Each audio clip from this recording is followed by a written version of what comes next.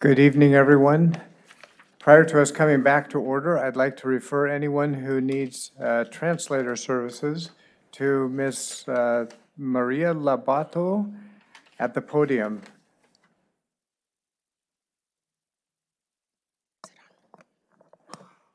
Muy buenas tardes a todos. Estoy aquí para ofrecer servicio de traducción.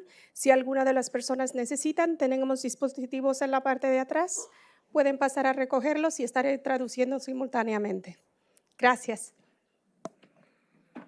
Thank you, Ms. Lovato. Welcome to Modesto School's regular board meeting of September 11th, 2023. The meeting is now called to order. And I will note for the record that the entire board is here, so we have a quorum. We will not take roll.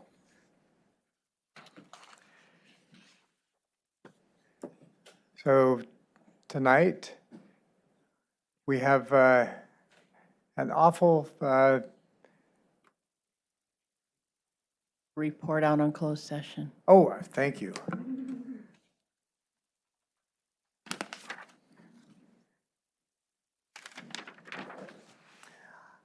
I'm not always good at reading lips, so appreciate the verbal reminder. So in closed session, the board unanimously rejected claim number 625395. And also in closed session, the board voted to appoint Sharokina Shams as Chief Communications Officer, and the vote was unanimous. The board will be voting on the employment agreement later in the board meeting. And the board also gave direction to legal counsel regarding potential and existing litigation items. So now we have reported out appropriately. And we'll be moving to our moment of silence. And I just want to remind us all, we can probably all remember, those of us that are old enough, where we were, what we were doing, and what happened 22 years ago today. So I think it's appropriate that we take this moment of silence in gratitude for what we have in this nation and what we risk losing if we're not careful.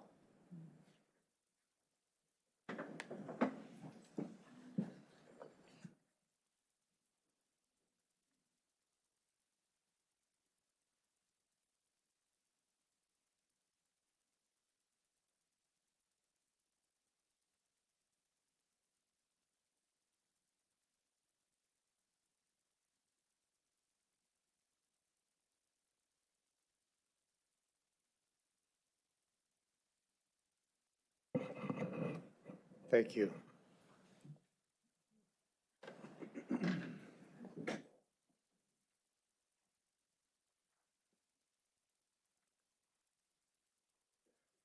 Good evening, everyone. This open session meeting of the Board of Trustees is being live streamed at the direction of the board. The live stream is available on the district's website, and the recordings will be available for viewing the day after the board meeting. Modesto City Schools has provided an opportunity for the public to provide comments. It is outlined on the agenda. The public has been given an opportunity to call in and leave a voicemail, send us a comment via email, or appear in person before the board. Any public comments received via email or voicemail following the posting of the board agenda and prior to noon the day of the board meeting will not be read aloud, but have been transcribed and printed with copies provided to each board member prior to the start of the board meeting and are available to the public.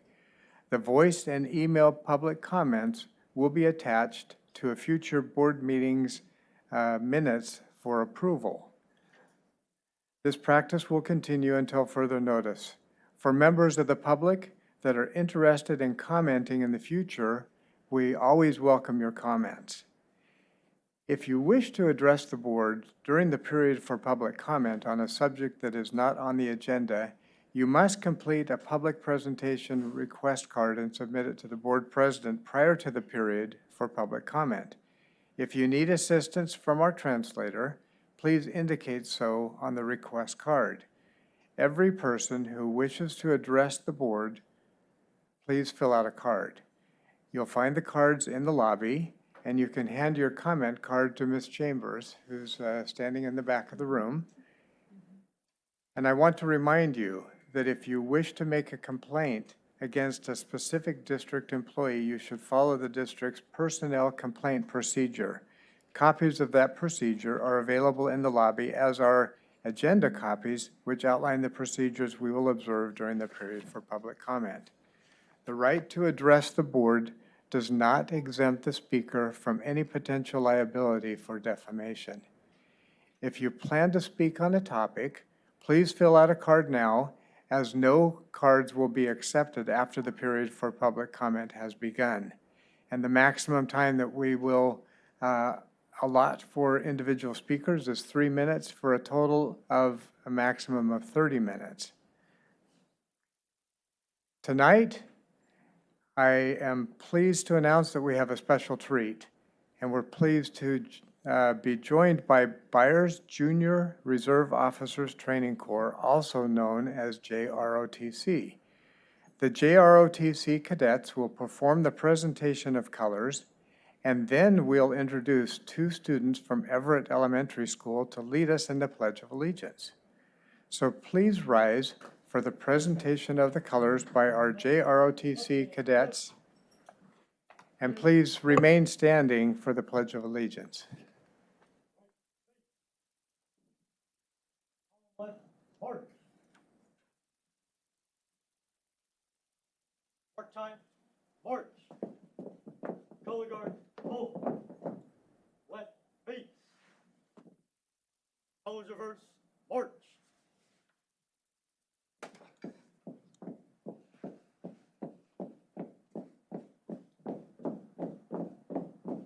Color guard, hold.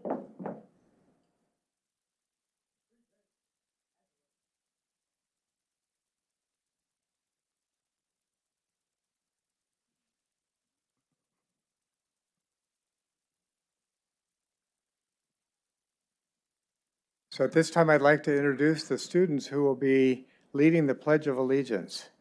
First, we have Peyton Clark. Peyton is a 6th grader and is an outstanding scholar. For the past several years, she has been a safety patrol captain. Peyton is a special student because she is true to herself and strives to make good decisions. She enjoys playing Minecraft and hanging out with her friends. Following college, Peyton would like to be a scientist or a YouTube content creator. We also have Santiago Nuno. 6th grader Santiago is a role model student. He has held the position of safety patrol captain for several years. Santiago is kind, caring, and always willing to help his fellow students. He enjoys playing with Legos and hopes to build the Titanic for his next project. Following college, Santiago would like to be a professional soccer player. And now we would like to ask the students to present, to lead us in the Pledge of Allegiance. Again, I pledge allegiance to the flag of the United States of America and to the republic for which it stands, one nation, under God, indivisible, and liberty and justice for all. March. Vote.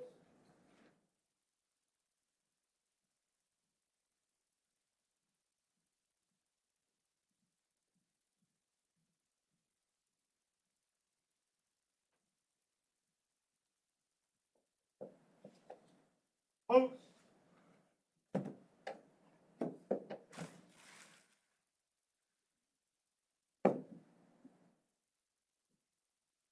Present arms.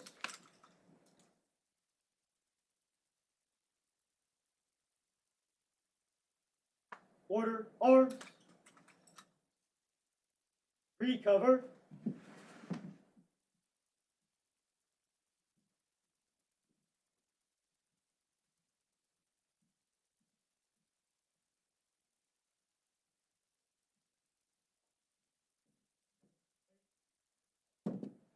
Right feet. Forward march.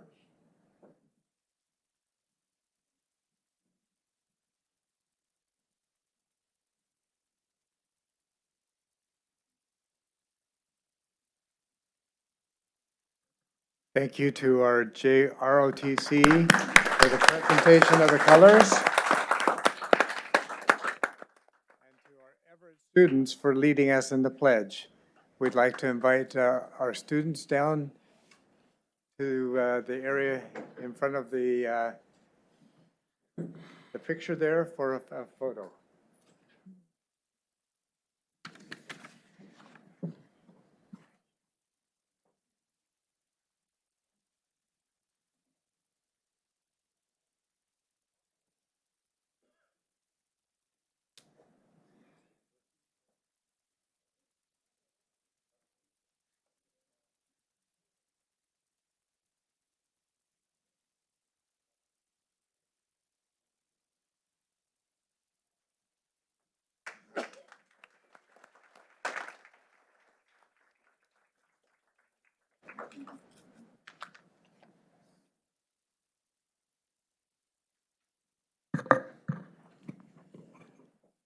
Now I'd like to turn the time over to Dr.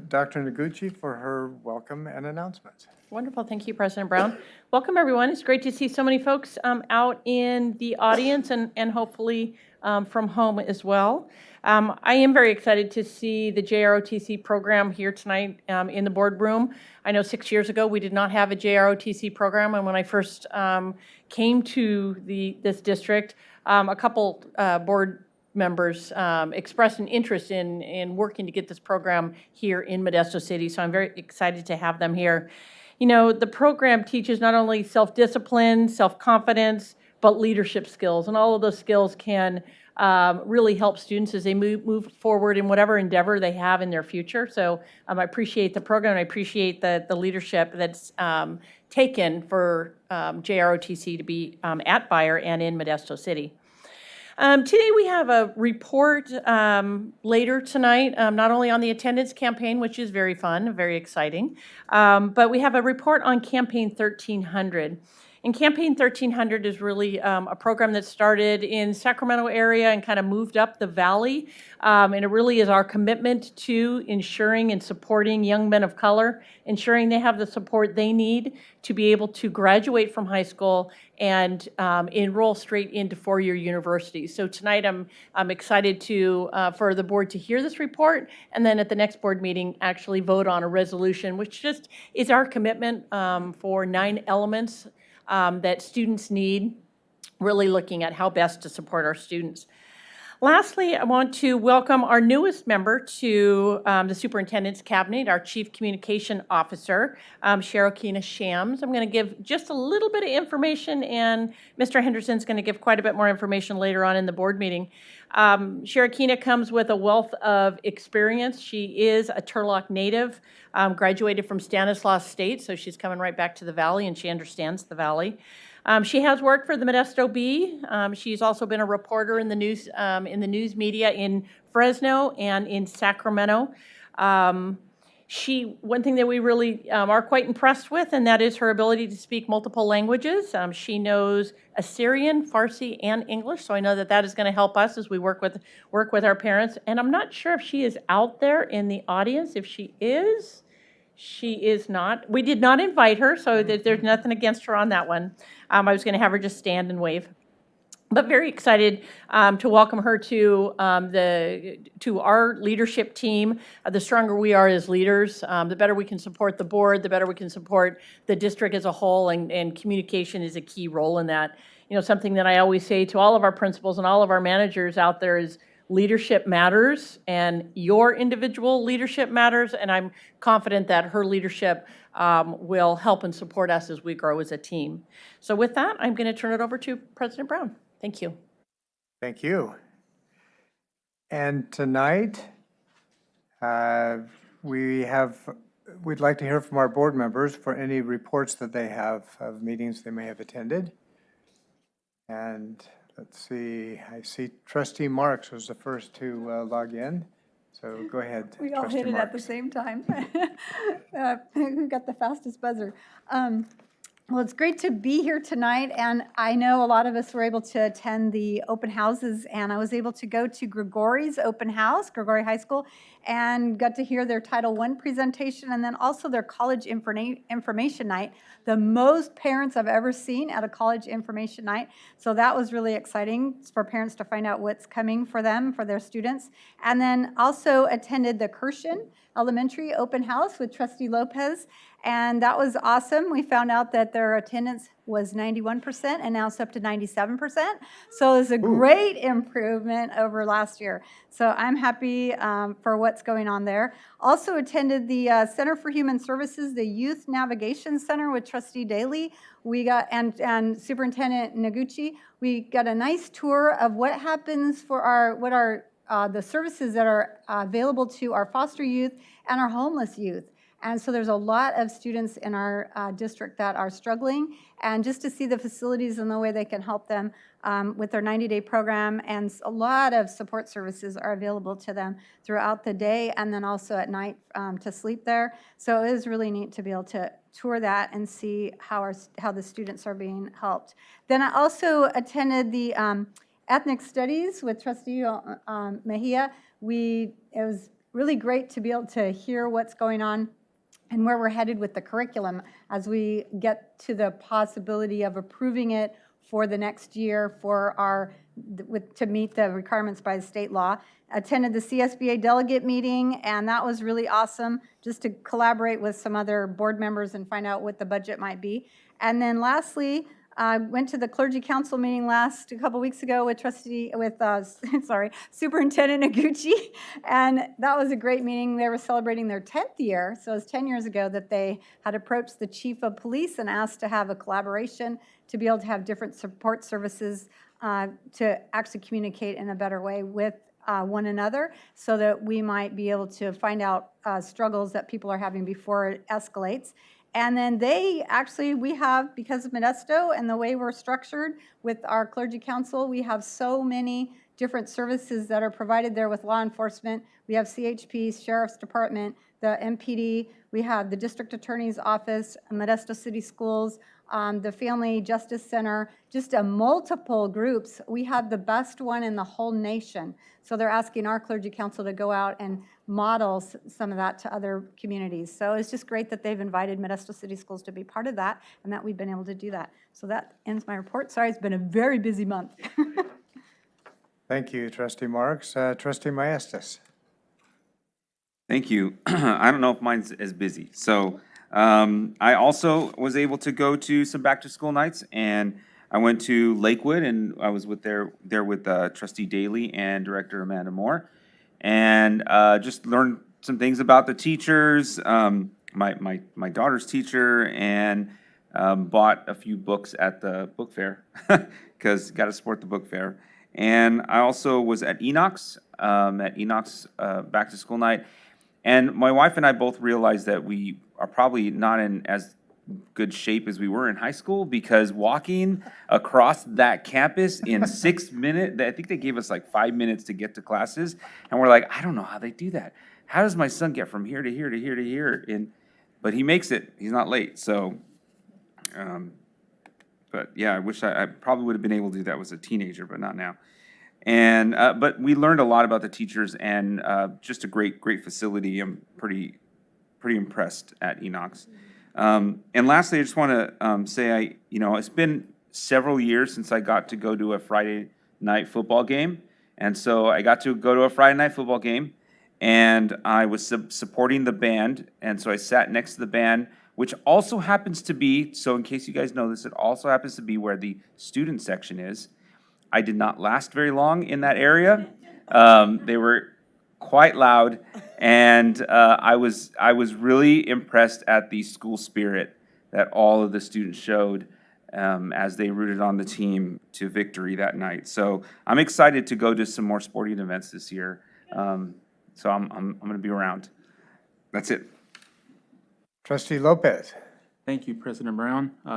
Good evening, everyone. Yes, very short week, a couple weeks for me, but I was able to go out to Robertson Road, back to school night, get to talk to some of the teachers, as well as Kirsten with our principal and Trustee Marks. Great to hear all the work that they're doing in both schools, just all the collaboration. I think that's the main focus of both schools. They're like collaboration, and how teachers can really feed off of the work that they're doing in the classrooms, right, for success. Happy to be out there at Downey as well. They're back to school night with Mr. Godot. Same. Well, I was able to go to the college night. It was a full library. Got to go to the Title I meeting and their freshman meeting as well. Just overall, I'm just really excited about all the parent engagement there was. So it was nice to be out there and conversating with some parents. So that's my report. Thank you. And Trustee Daly. I have had, thank you very much, President Brown. Thank you, everybody. I've had a busy, I was looking at my calendar, I'm like, goodness gracious, I have been running around. So I'm going to go just in order of the way I did it. I was able to go to the Latin Community Roundtable Luncheon, in which we heard from Congressman Duarte. So he's congressman for the west half of Stanislaus County. And then I went to the back to school night with Joe Hansen, was able to get some swag t-shirts, preparing for football. So we're going to be out there at some of those sporting events. And then the elementary schools, because I haven't had a chance to visit Orville Wright before now, I would spend some time at Orville Wright, but then I also bounced to the other two. So Orville Wright and then El Vista and then Lakewood. So that was a really busy evening, just running back to back to each of those back to school nights and hearing about the Title Is and visiting classrooms. It's been quite a while since I've sat in an elementary school classroom, so that was really neat. We all did a Saturday meeting where we did board policies. Then I visited La Loma's back to school night. Their gym was, it seemed to me it was packed. I was in the front. It was very, very different than the open house at the end of last year. I think there was a lot more parents, and I'm hoping that is continuing with the engagement. And then I had a friend with me, so I was able to show off some of the new science classes that are over there. That was really exciting. And then, yes, did the Youth Navigation Center tour over at Center for Human Services. That is a program very close to my heart. I don't know if everybody knows, but I started out at Center for Human Services for my internship and my traineeship, and that's where I got my license. And so it's definitely close to my heart. They did the youth navigation after I was there, which is why I wanted to go and see it. I think it's a really great event or program that they have over there. If you haven't visited or you know somebody who needs it, I would highly recommend encouraging them to utilize those services. And that is it. Thank you. And Trustee Mejia. Yes, ditto some of the stuff. I know I was at the ethnic studies, which I like the work that we're doing there and kind of moving forward. I think it connects to some of the report we're going to hear later today. I was able to connect with a few families, or they're following up with me on some of the stuff that's concerning to them. I was also part of the Saturday meeting, and also just I know we have a lot of Hispanic families. So I know we're in the next couple of days we start the Hispanic Heritage Month. So I encourage folks to kind of get involved. I think it's important to recognize a majority of our students here on campus have some historic cultural to the Hispanic community. So with that was a little bit of my report, and I look forward to this year. It's September 15th to October 15th. Thank you, Trustee Lopez. Thank you. I'd like to report on something that hasn't been mentioned yet tonight, and that is that I was able to attend the Davis Through the Decades event, a multi-decade reunion for former students at Davis High School. And appreciate all of the support that we received from the alumni from that school, and I'm sure from other schools, but it was impressive to see what the alumni of Davis High School is giving back to help support education on that campus and to support the teachers and others. Grants that they have gone after, and I know we'll hear about this in future board meetings, but Very impressed with what was presented that night at Davis. Let's see, I think that's it for board reports. And now we'll turn to our time for recognition. And I'll turn over to Mrs. Muma Solario for the character, MCS hero, and special recognitions that we have tonight. We have quite a few recognitions Yes, we tonight. do. Good evening, Board Trustees, Superintendent Dr. Noguchi, and of course, all of our MCS school community members that are here tonight. As I mentioned, we do have several recognitions, staff and student recognitions tonight, so we're going to get right to it. First up, we are celebrating an outstanding scholar, seventh grader, Moises Kobian, for the character trait responsibility. So we have classroom teacher Celia Perry here tonight to tell us a little bit more about Moises. And also in support is Principal Debbie Butler. So why don't all three of you come on up?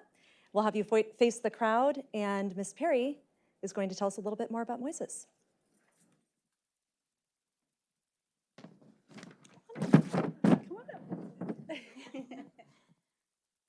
So I was asked to nominate a student that I felt was very special, and so I chose Moises because he's just a great kid. And so I'll tell you a little bit about him. I nominated Moises for the character trait of initiative and civility.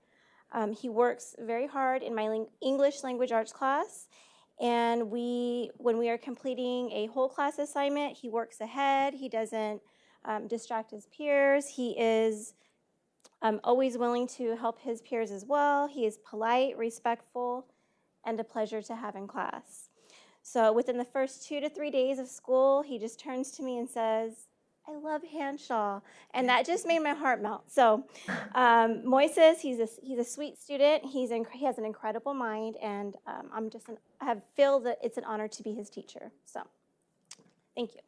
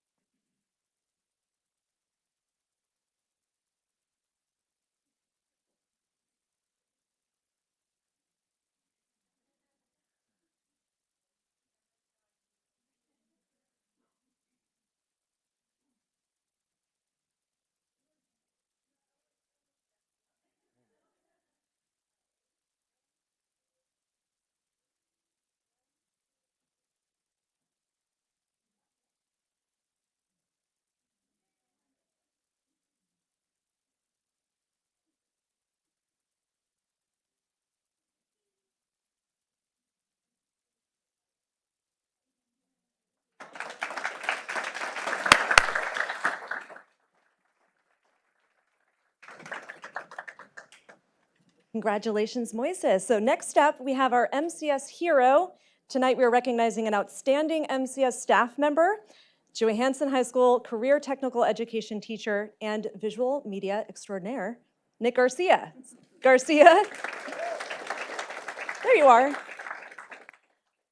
Garcia was nominated by District CTE Coordinator Cheryl Limbaugh. And Cheryl and Nick, why don't you come on up and face the audience as well? And Cheryl, I'm going to hand over the mic to you. Okay, thank you. Yes. Hello, everyone. If you haven't met Nick here, he loves to talk, so we promise we won't have to cut him off tonight. But anyhow, I'm Cheryl Limbaugh, CTE coordinator, and I'm also here for Rachel Barkus, who is our educational options senior director.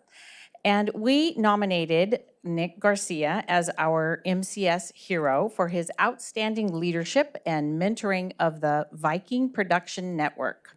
Nick and his VPN students created more than 8 promotional videos showcasing the career technical education opportunities available to our Modesto City School scholars. He led his crew of students to each high school and coordinated a day of filming each CTE industry sector and interviewed each CTE teacher. Nick has spent countless hours working with his students and preparing the videos. He is very deserving of this recognition. You and your VPN team are truly appreciated. And we are very, very excited and thankful that Nick has, and his students have created these videos for us. They are all available on our CTE website. I wish we could show them here tonight, but if you can view them all on our website. So congratulations, Nick. Thank you.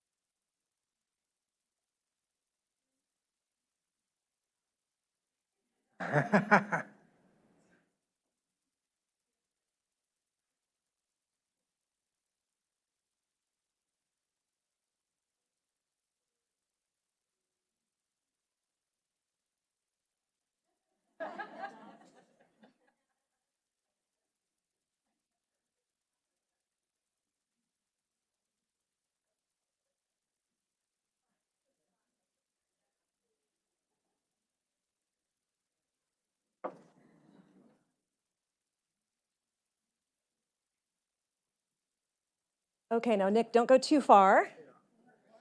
Stick with me. We've got one more. So tonight we're going to recognize some students. Yes. Yes, and so before I begin, we have our students here in the front. If you can all head over to that wall, line up on your right side, my left, along the wall there, and then we'll call your names up one by one. So I'm going to pass it over to you. All right.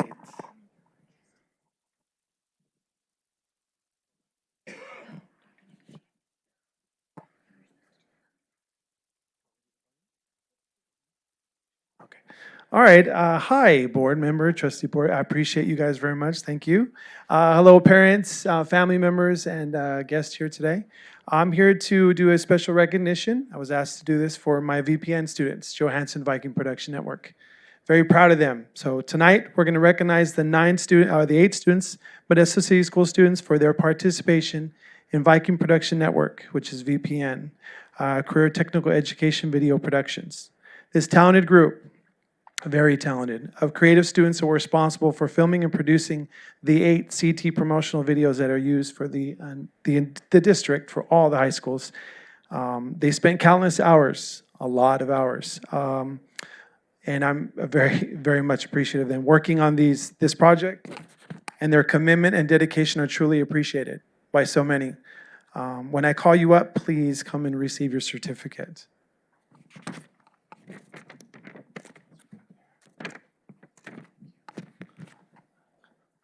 Dominic Gonzalez.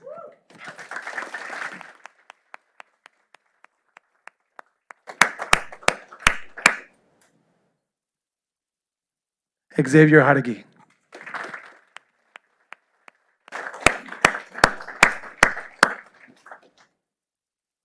Thank you. Andy Like.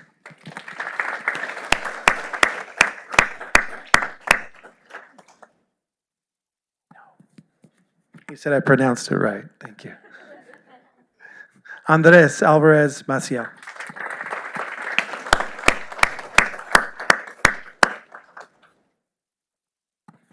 This student is not here because she's working for the 49ers right now.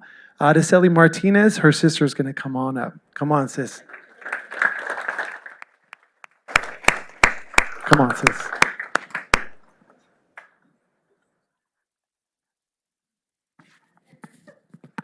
Genesis Rodriguez.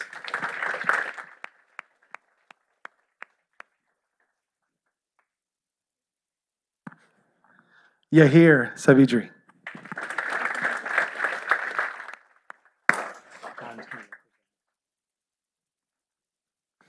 Emily Zarate.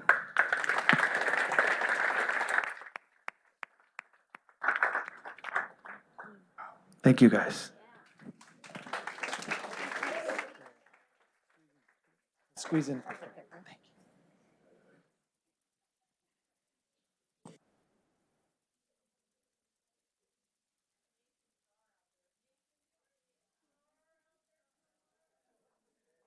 Come on, Mr. Starr.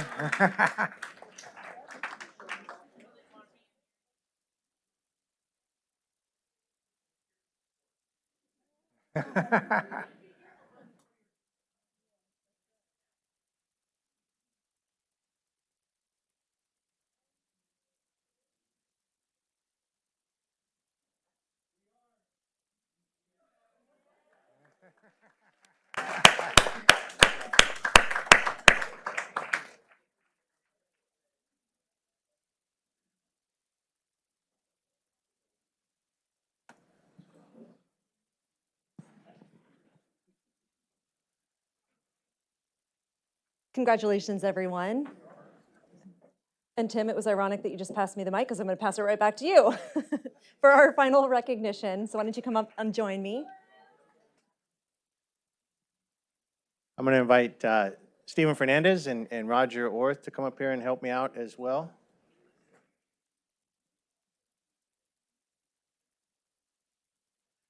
Tonight, we are pleased to recognize the amazing Stuff the Bus team.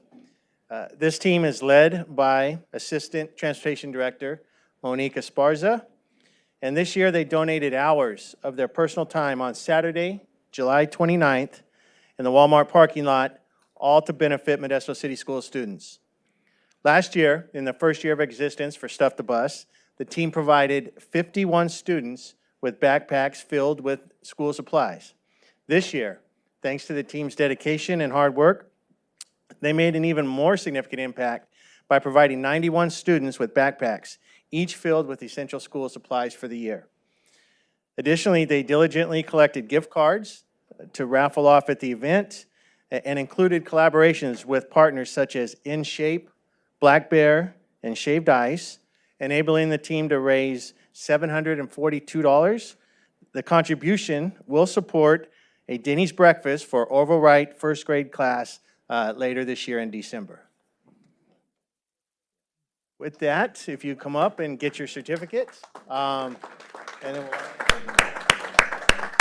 is Monique Fraticelli Esparza.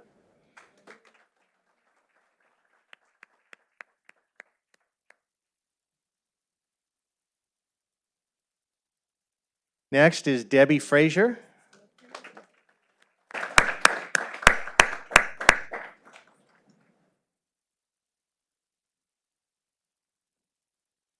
I'm sorry, I didn't invite Trustee Maestas down. Okay, and I'll be on this other side. Shelley Goldman.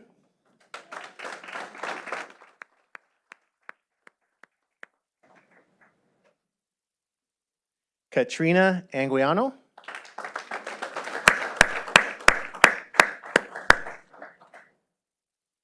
Shelley Hawkins.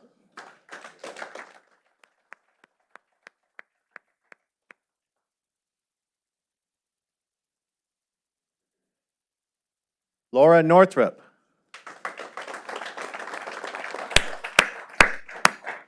Michael Elliott.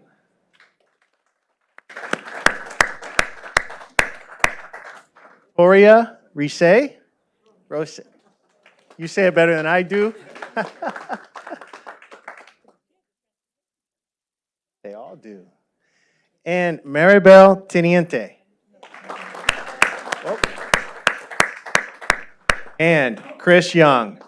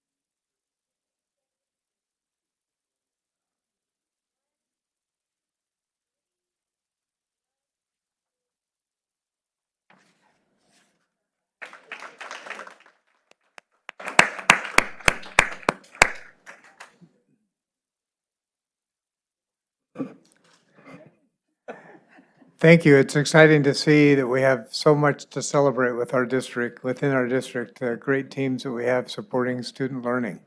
So thank you to all of those that were recognized this evening.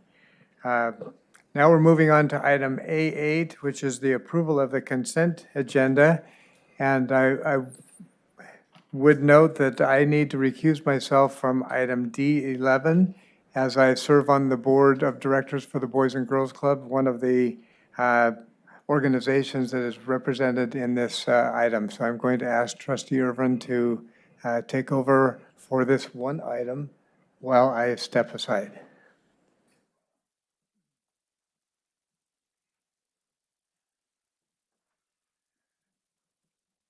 And with that being said, did I miss it? With that being said, I am going to entertain a motion to approve item D11 on the consent agenda.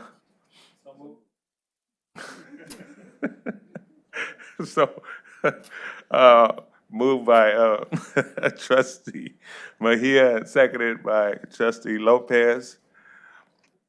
All in favor signify by saying aye. Aye. All opposed? Have the same right? Abstentions? So motion carries. And we will now have President Brown return to the dais.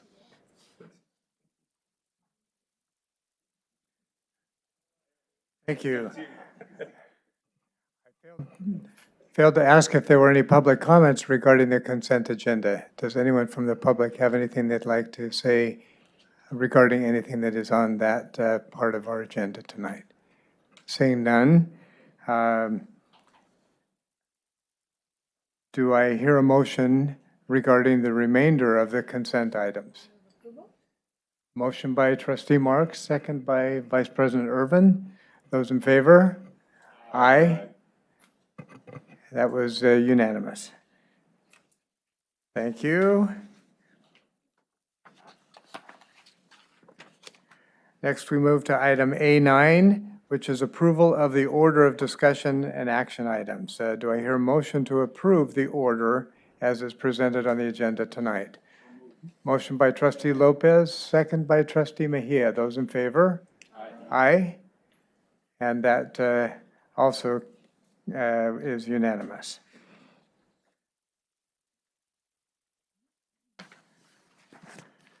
That takes us to the period of public presentations. Thank you for attending tonight's meeting and showing interest in our schools. At present, I have one card. Are there any others? So we have one card, and I would, as I read your name, please come and speak at the podium. The card is from Tanya Barnard.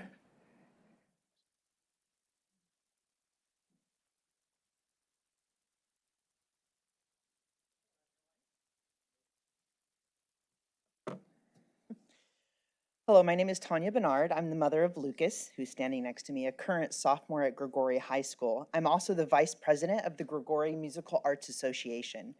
After 7 years of school at Big Valley Christian School, my son decided to transfer to Modesto City School District in order to further his musical education at Grigori High School. This change has blessed him with a multitude of opportunities that have been made financially feasible by the parents, volunteers, and supporters of Modesto City Schools' musical arts booster clubs and associations' fundraising efforts. Lucas was lucky to have access to private music lessons over Zoom during the entirety of COVID closures. However, last year when he started his freshman year, he found out that that was not the case for several of his freshman peers, and that they had not touched their instruments since 6th grade at the beginning of their quarantine. This was in addition to new students who had missed out on the opportunity to begin learning in junior high and entered freshman year with no previous music experience. Advanced students like Lucas were able to mentor the less experienced, but it was the dutiful fundraising of the Musical Arts Association, students and parents that paid for clinicians and alumni to come and work with the students to supplement the teaching of the director and help every child, whether advanced or novice. I am grateful for the coming funding from Prop 28 and the knowledge that additional personnel will be brought into the schools. It is my hope that a portion of these funds will directly benefit the young musicians in our district's music programs, not just Grigori, but all the children in orchestra, concert band, marching band, jazz band, choir, piano, guitar, drumline, color guard, and more. Music nurtures creative outlets, increases confidence, creates opportunities to practice leadership, and is a means to process difficult emotions in this complicated world. I ask that we remember the dedication of these children, the sacrifice, and the passion when we utilize funds. So thank you so much for your time. Thank you.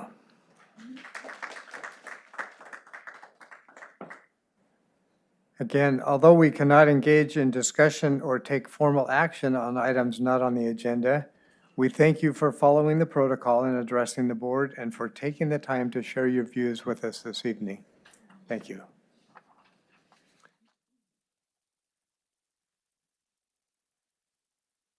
So now we're moving to item B1, and we'll hear from our student representative to the board.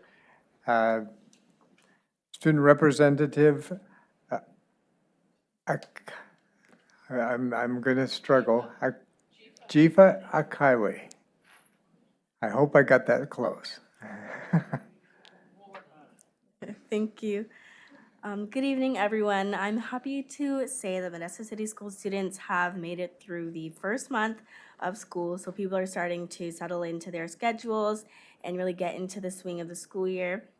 I had the privilege of attending the START conference with the National Student Board Member Association.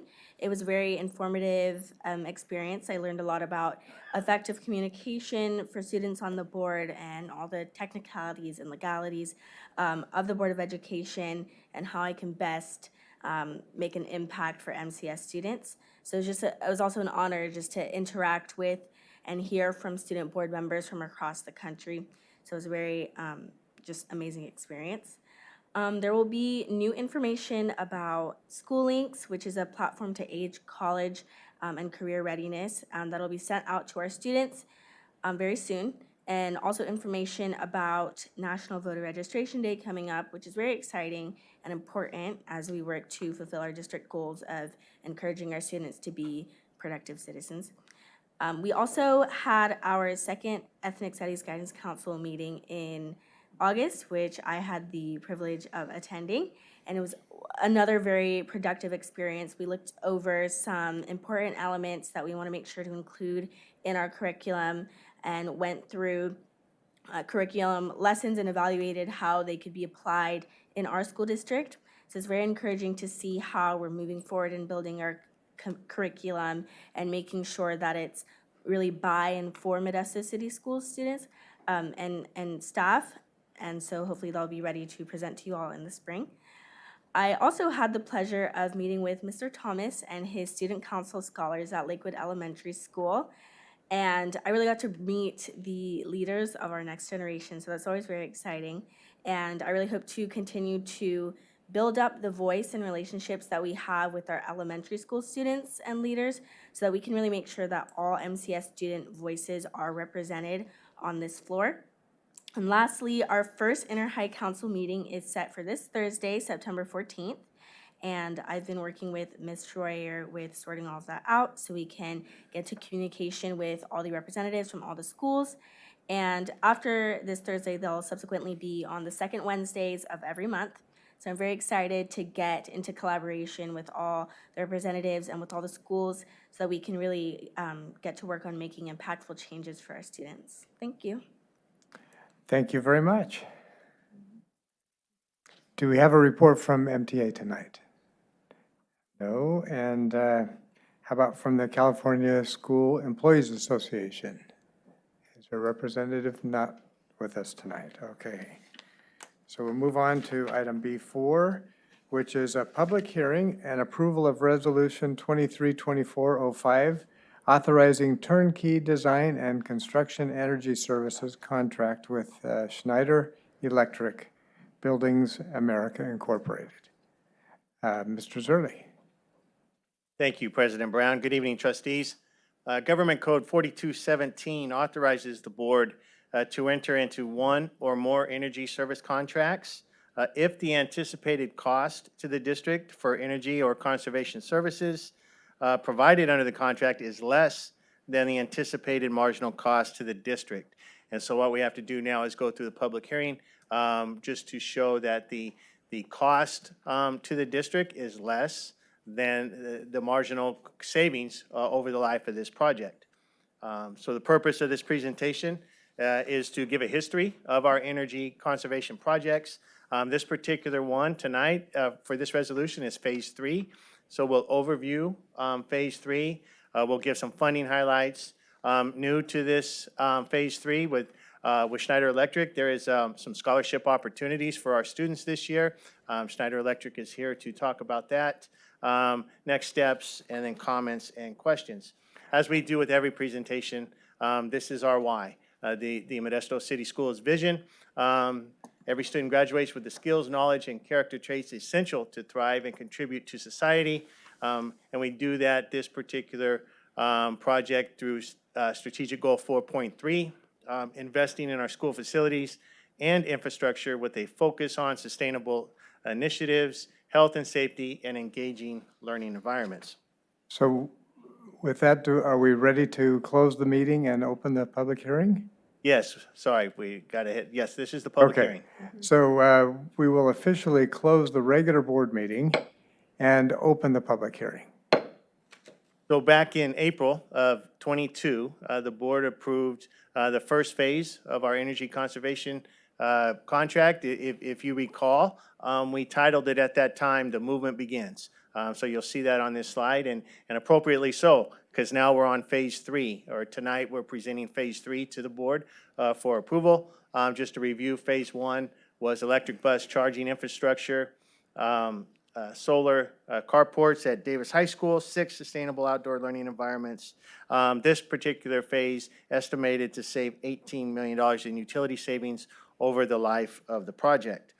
Phase 2 was solar parking lot carports at Bayer, Downey, and Johansson High Schools as Measure L Quick Strike projects.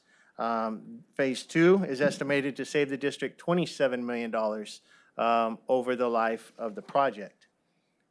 And now we're on to Phase 3, which is what we're here for tonight, which is the finalization of the electric bus charging infrastructure. Phase 3 will finish off the electric bus infrastructure at Woodland Avenue by adding 7 dual-port Level 3 charging stations and 7 single-port Level 3 charging stations. So that'll give us 21. 7 of them are dual-port, so there's 2 wands on each one of those. So that'll give us 21 wands that will provide us Level 3 charging stations for our build-out. And then solar parking lot carports at Enox and Grigori High Schools. Phase 3 of this project is estimated to save $18.5 million in utilities over the project life. I'm going to bring up our project manager with Schneider Electric, Elliot Feldman and Ivy Karsten, to just give a brief overview of what the project at Grigori and Enox will look like. Can everybody hear me okay? Is it on? Good evening. Nice to see you all again. Thank you for the opportunity to be here. Yeah, we're really excited to be back and presenting some more exciting clean energy projects for your review. So just to provide a little bit more detail about what you're looking at, here we have the main parking area at Grigori High School. And so if you've been able to see any of the work that's gone up, maybe at Bayer, at Davis, and Downey that we did over the summer, it's going to look just like that. And so what we did was we worked with MID, your local utility, to understand how much solar we can put onto each one of these campuses. And so we've maxed it out. Their threshold is about 1 megawatt of solar. So that's what you're seeing here. At Grigori, it correlates to about close to 88% offset in the utility usage. So almost getting to net zero there.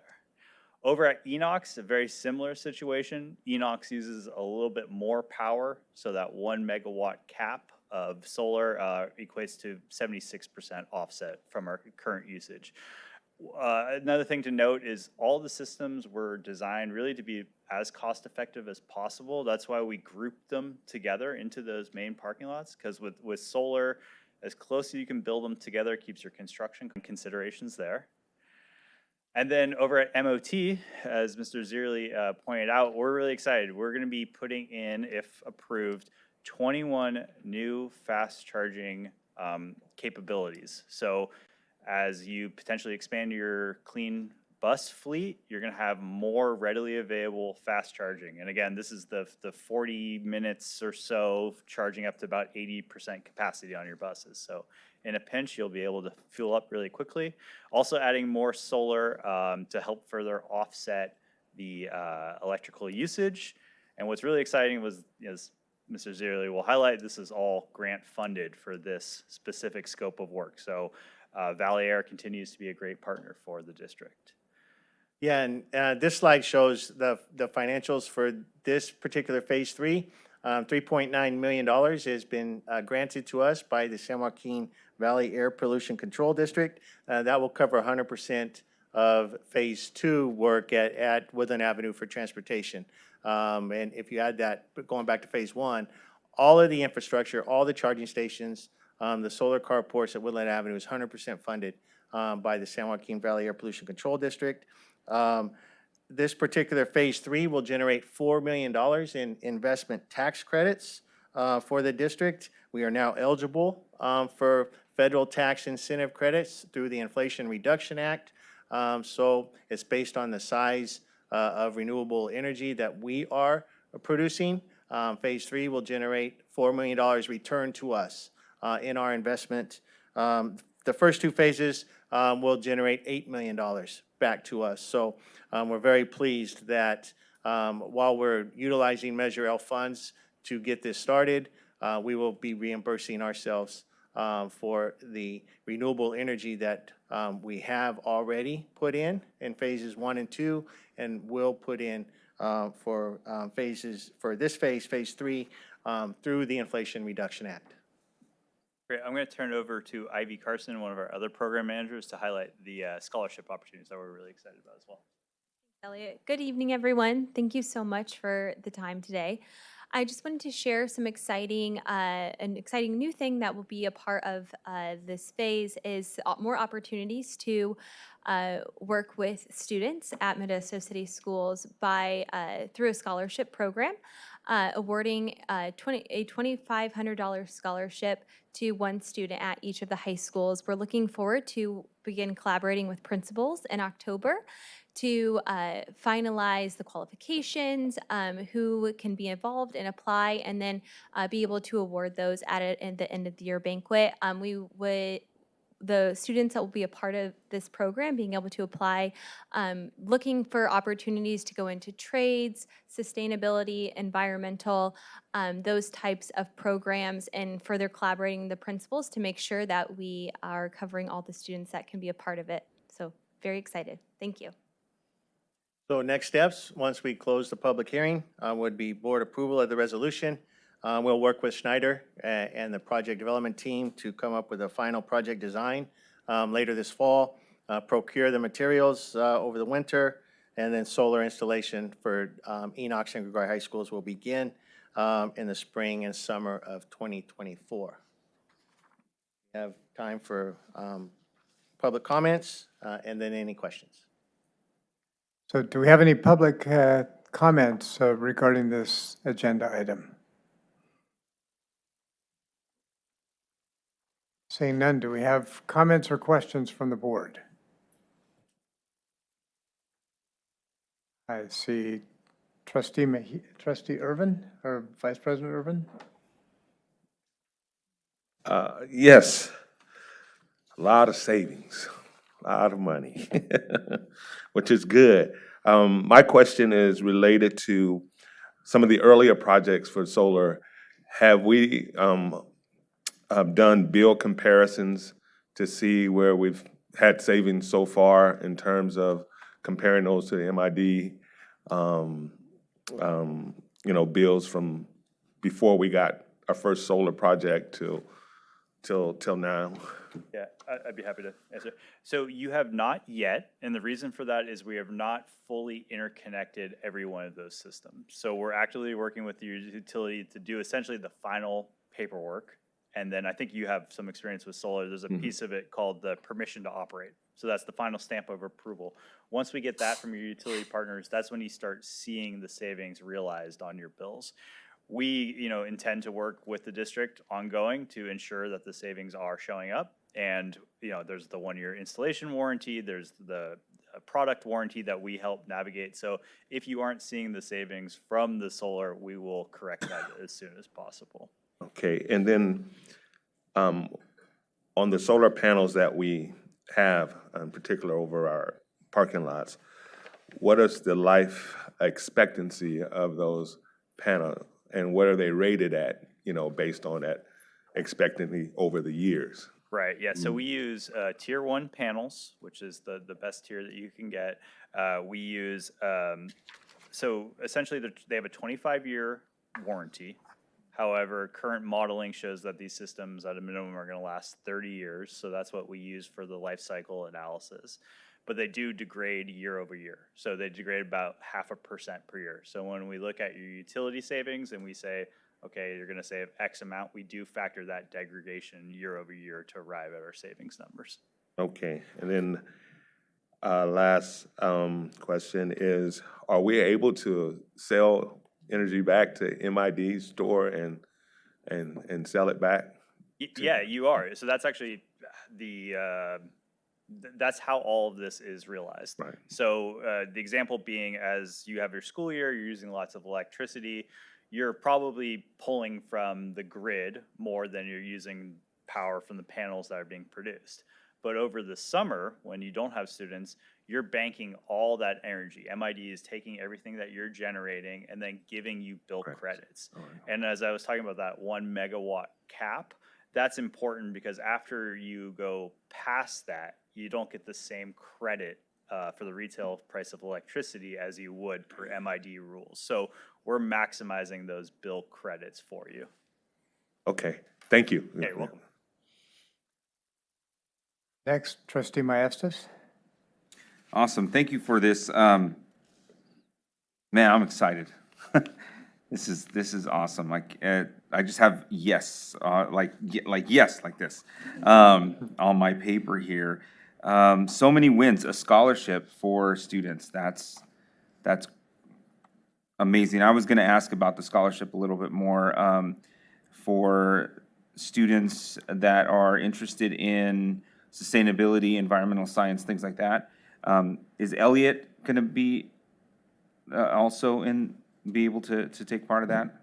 We can definitely take care of that. I think we had thought about the 7 main schools, but that wouldn't be appropriate not to include Elliott Alternative into that. So that'd be something we'd be happy to do. Okay. Yeah. And then just a quick thanks to MID and all the other partners.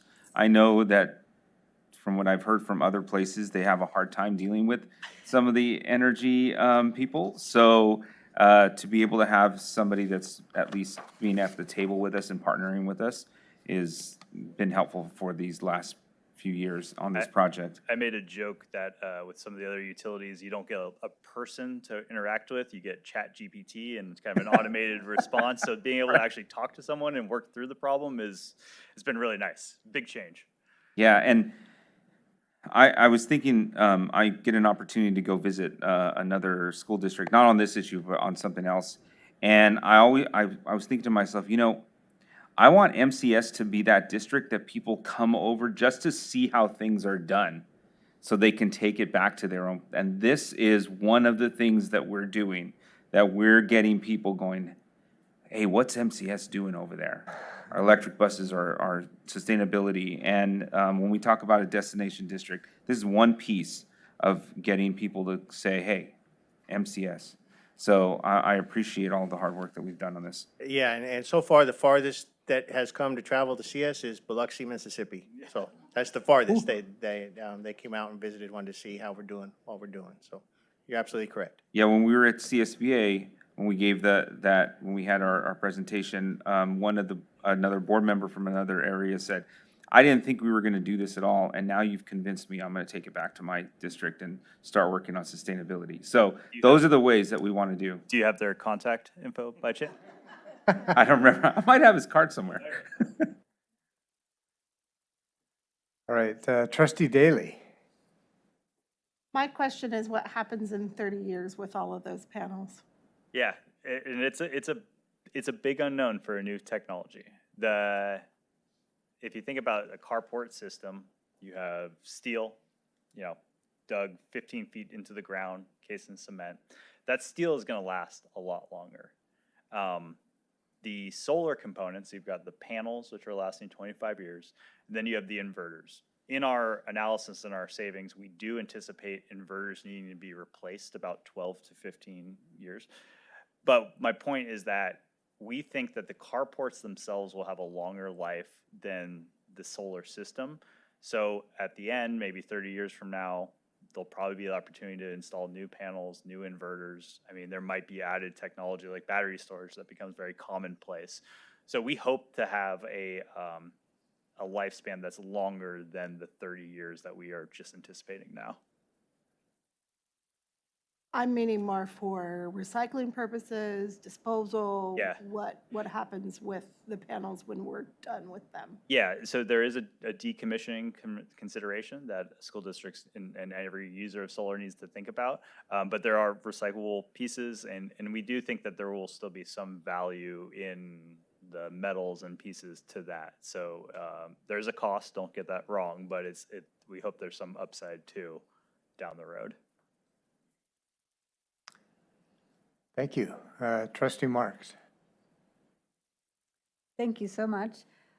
This is exciting. It is exciting to see us get to this point. So one thought was, I remembered when we did air conditioning, I remember not all our schools are air conditioned, and we had to determine, could we afford to put air conditioning at all our schools?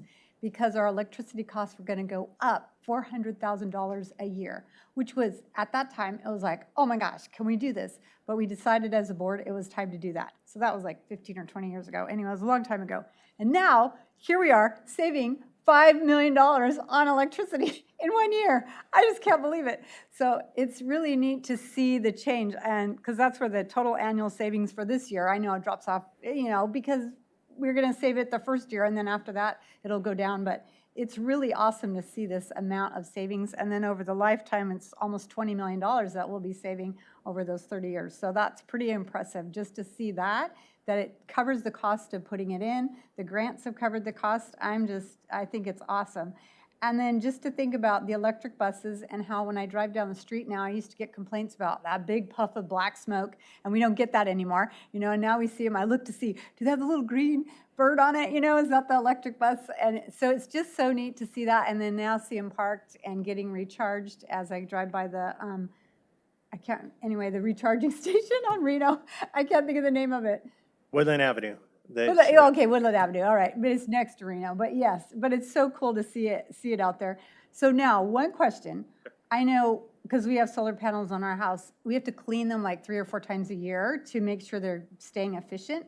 I don't know how we're gonna clean those, because those are really high, but I'm guessing we have a thing that goes up and sprays them off, but I don't know if you're in charge of that or if we're in charge of that. Yeah, so we talked that through, and with Mr. Orth and the fact that you have such a robust maintenance team at your district, we sort of talked it through, and we believe that the best use of way to do it, I should say, is that for the internal resources to do panel washing about 3 times a year. So in the valley, you have higher soil.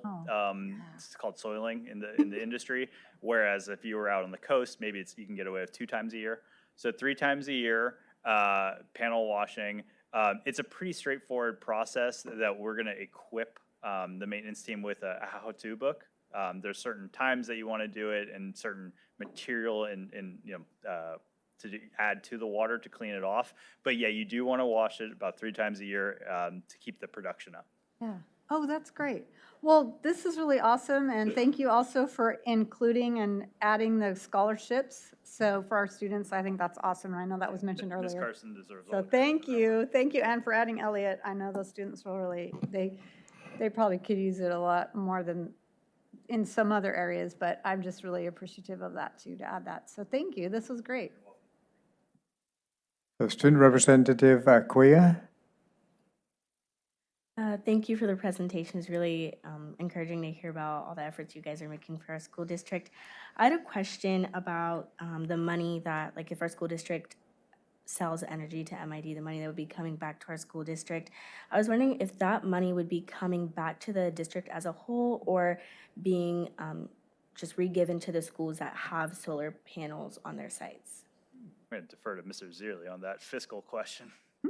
Well, as Schneider pointed out, Elliot, we'll get bill credits. So we'll have offsets to our bill. So, for instance, one of the ones we're approving, Grigori, will have about an 88% offset. That's what we're estimating. So instead of, we won't be paying MID, so we'll be hanging on to those dollars. And then we will be looking for ways, how can we, since we're not paying the utility district, what can we do with those savings and how can we reallocate those? We'll be having those conversations. I have one question, timing of the work at Grigori and Enox. I presume that since that covers such a large portion of the parking areas that will happen in next summer, is that correct? Yeah, similar to what we did last summer and then what we did prior with Woodland, we'll be ready to mobilize June 1st. We'll have all material procured on site. We'll have gone through all of our safety checks and all our pre-construction stuff. And then we will knock out the majority of the work at those two high schools before students are back for the fall of 24, I guess that is. There'll be some additional punch lists and follow-along work that's going to happen, but it won't be disruptive to the parking lot. We want to make sure we turn that back over to students and staff.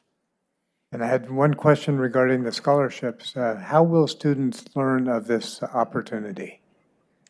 Question. Next month, we will begin collaborating with principals and counselors at each of the school sites through Mr. Zierli, the connection there. And then we'll be putting together a qualification, little write-up, and as well as some other materials, flyers, things like that, however traditionally is done for each of the sites, so then the students know about it. Great. Would encourage you to work directly through our student representative as well so that we make sure the student voice is represented and that everyone gets that opportunity. Wonderful. Looking forward to it. Thank you.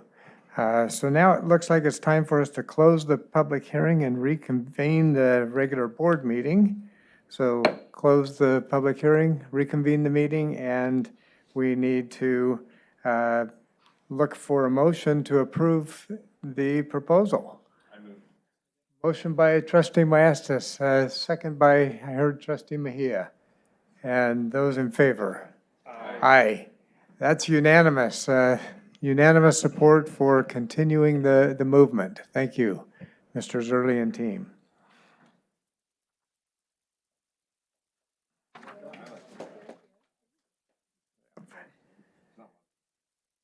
Okay, we're moving now to item B5, which is a report on proposed resolution number 2324 in support of the 1300 campaign. And we're going to turn the time over to Fallon Ferris. All right. Good evening, Board President Brown, Board of Trustees, Superintendent Noguchi, and Cabinet members and guests. My name is Fallon Ferris, and I am Modesto City Schools Equity and Intervention Specialist. And tonight I'll be presenting on the report of Campaign 1300 Resolution 8 for the 2023-2024 school year. The purpose of this presentation is to provide the Board of Trustees with background on the 1300 campaign resolution, explain in detail the 1300 campaign's 9-point plan, address any questions that might arise, and seek approval of the 1300 campaign resolution at the upcoming board meeting on September 25th. The reason we are here today to discuss the 1300 campaign is because this resolution truly aligns with the board-approved vision for our school district, that every student graduates with the skills, knowledge, and character traits essential to thrive and contribute to our society. This work closely aligns with our Modesto City Schools goal number 1 to increase academic achievement and ensure equitable access to enable all students to attain college and career readiness. So what is the 1300 campaign? The why behind this initiative starts with something we all are aware of, that young men of color are underrepresented in our higher education. The 1300 campaign is a community-led and systems change initiative that seeks to permanently transform the historical, systematic barriers that have limited opportunities for young men of color. The 1300 campaign works with local, regional, and statewide partners to develop, advance, and establish the deep-rooted change necessary to send 1,300 additional young men of color to each region, Sacramento and Northern Central Valley's four-year universities by the year 2025 to 2026. The 1300 campaign is currently partnered in the Central Valley with Merced County Office of Education, San Joaquin County Office of Education, and Patterson Unified School District. So the 9-point plan that I'm going to cover tonight in this resolution is centered on college and career indicators, ethnic studies, place-based mentorship, increased number of diverse employees, development of a racial equity assessment tool, dual enrollment, implicit bias training, decreasing suspensions for defiance, and culturally responsive pedagogy. The College and Career Indicator means that we, Modesto City Schools, vow to incorporate the successful completion of the College and Career Indicator for all students, ensuring our students of color have the support they need to achieve success. This will help ensure students graduate with the skills necessary to succeed, whether it be in college, a certification program, and furthermore. The second point is focused on school districts incorporating ethnic studies as a graduation requirement. All of us here know that this has been mandated by the state by years 2025 to 2026, and we currently are in stage of building out this curriculum for this course through our MCS Ethnic Studies Guidance Council, made up of teachers, staff, community members, board members, and others. Ethnic studies not only will benefit students of color by ensuring they are seen and represented in the coursework they receive, but also benefits all students by fostering a cross-cultural understanding of our diverse community. We will be reporting back to the board on the development of the ethnic studies curriculum in late fall. The third point is around place-based mentorship. We currently actively engage in this work through not only our work with Improve Your Tomorrow, the agency that founded the 1300 campaign, but also through our partnership with the other organizations like the NAACP, Sierra Vista Mentoring, and other partners. And we're consistently working towards hiring staff that represent the diversity of our student body. Our HR department has expanded their outreach to recruit diverse candidates for a variety of positions throughout the district. As well as we are currently engaged in work with Stan State to increase the pipeline for diverse teachers that graduate from Stan State to come back and serve the communities they grew up in. Point 5 is centered around the development of a racial equity assessment tool that critically examines the inputs and outputs of educational initiatives, programs, hiring practices, curriculum, and budgets for impact and alignment with educational outcomes. Point 6 focuses on dual enrollment, specifically for our young men of color. Dual enrollment is proven to increase access and inclusion for young men of color in post-secondary opportunities, earning college units while progressing towards successful high school graduation. Point 7 ensures that we provide implicit bias training. Implicit bias refers to attitudes, prejudices, and judgments that we unconsciously hold against people or groups. We note that we must have an ongoing effort to address racial inequities and unconscious biases that impact learning opportunities for young men of color. Implicit bias training is one of our district's current provided professional development opportunities. Point 8 ensures that we implement alternatives to school suspensions related to minor incidents of disruption and defiance. These alternatives can be found in the California Education Code of 48900 SB and 48906. And then our last point tonight is around implementing ongoing professional development around culturally responsive pedagogy, another training we currently offer to all staff. According to the California Department of Education, culturally relevant pedagogy is a theoretical model that focuses on multiple aspects of student achievement and supports students to uphold their cultural identities. Culturally relevant pedagogy also calls for students to develop critical perspectives that challenge societal inequalities. We note to advance educational preparation for young men of color, the preparedness of educators must also occur to increase understanding of how societal circumstances influence or shape practices. So we appreciate your time and attention this evening and look forward to your valuable feedback. Our next steps are to request approval of this resolution at the September 25th board meeting, and then the next step will be to continue implementing the proposed commitments outlined in the 1300 campaign resolution. Thank you for your time, and now I'd like to open for questions after we receive any public comment. Thank you for this presentation. Do we have comments from the public tonight on this item?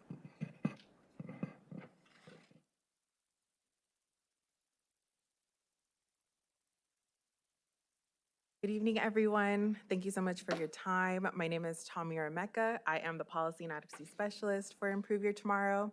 And I've been meeting with various staff members here at Modesto City Schools, Mark Herbst, Micah Rich, Fallon, and Superintendent Noguchi has attended a lot of our Executive Strategy Committee meetings. And I'm just so thankful for the leadership here. Everyone that we've met with has shown so much vigor and passion for ensuring that all of their students that are here, and even tonight, just seeing, you know, all of the things that the students are doing and accomplishing here, it's just awesome to see here in the Central Valley. So I'm very thankful and very excited to continue this partnership and serving alongside the leaders that serve here. So thank you. Thank you. Any other public comments? Do we have any questions or comments from the board? Vice President Irvin. Yes, I wanted to have a question about the 1300 campaign as it relates to who will be collecting the data and monitoring the progress of the 1300 campaign in terms of meeting milestones and meeting, meeting the goals and the objectives of the campaign. So that should be the 1300. So for when it comes to the 1300 young men and keeping track of them actually going to college and being career ready by the year 2025-26, is that?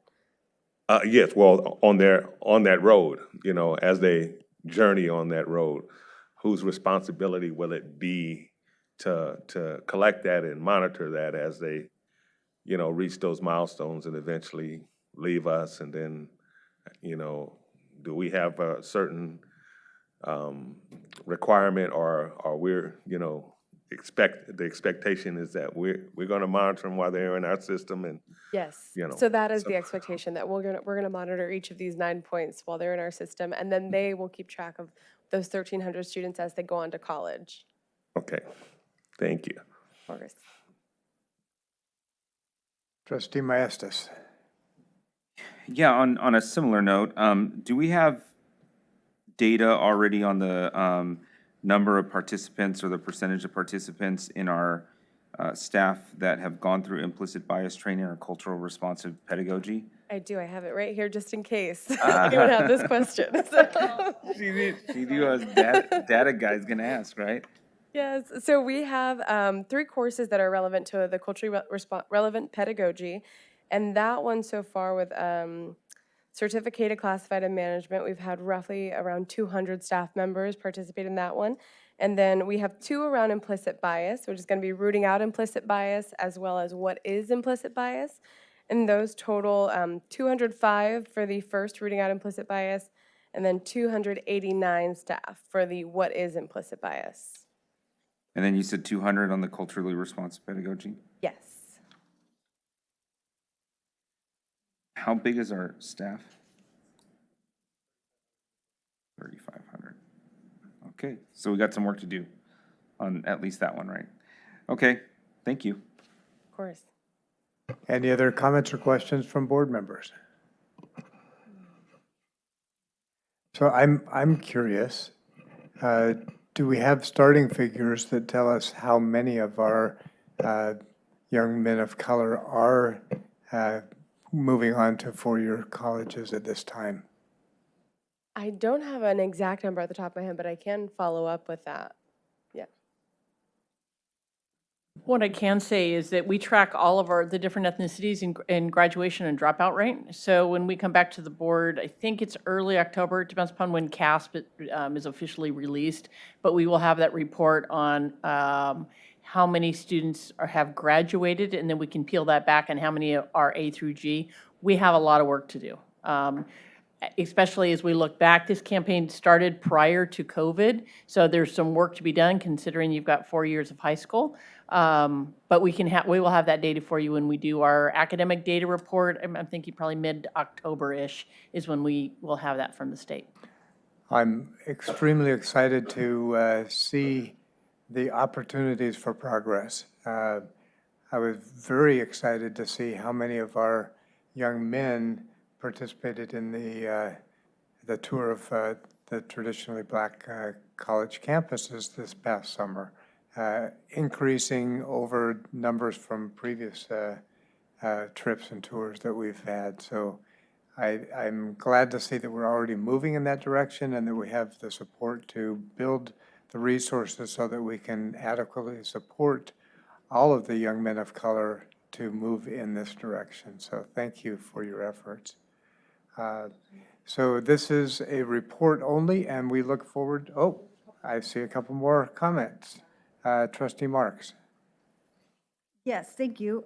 Just a couple questions as I was pondering all of this and noticing that it's Merced County Office of Ed, San Joaquin County Office of Ed, and then Patterson is the only actual school district. I know county offices of Ed do a lot of support services and do have their own schools.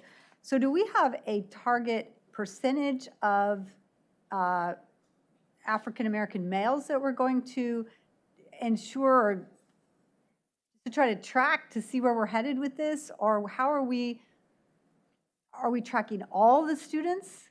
I was just trying to figure out, because the goal is 1,300. I don't know how many of those are going to be our students and how many are Merced, San Joaquin County, and Patterson, but we probably have the most students in all of those school districts. So how are we, I'm just looking at data, trying to understand, we're going to start somewhere. So is it, just that's where I'm at.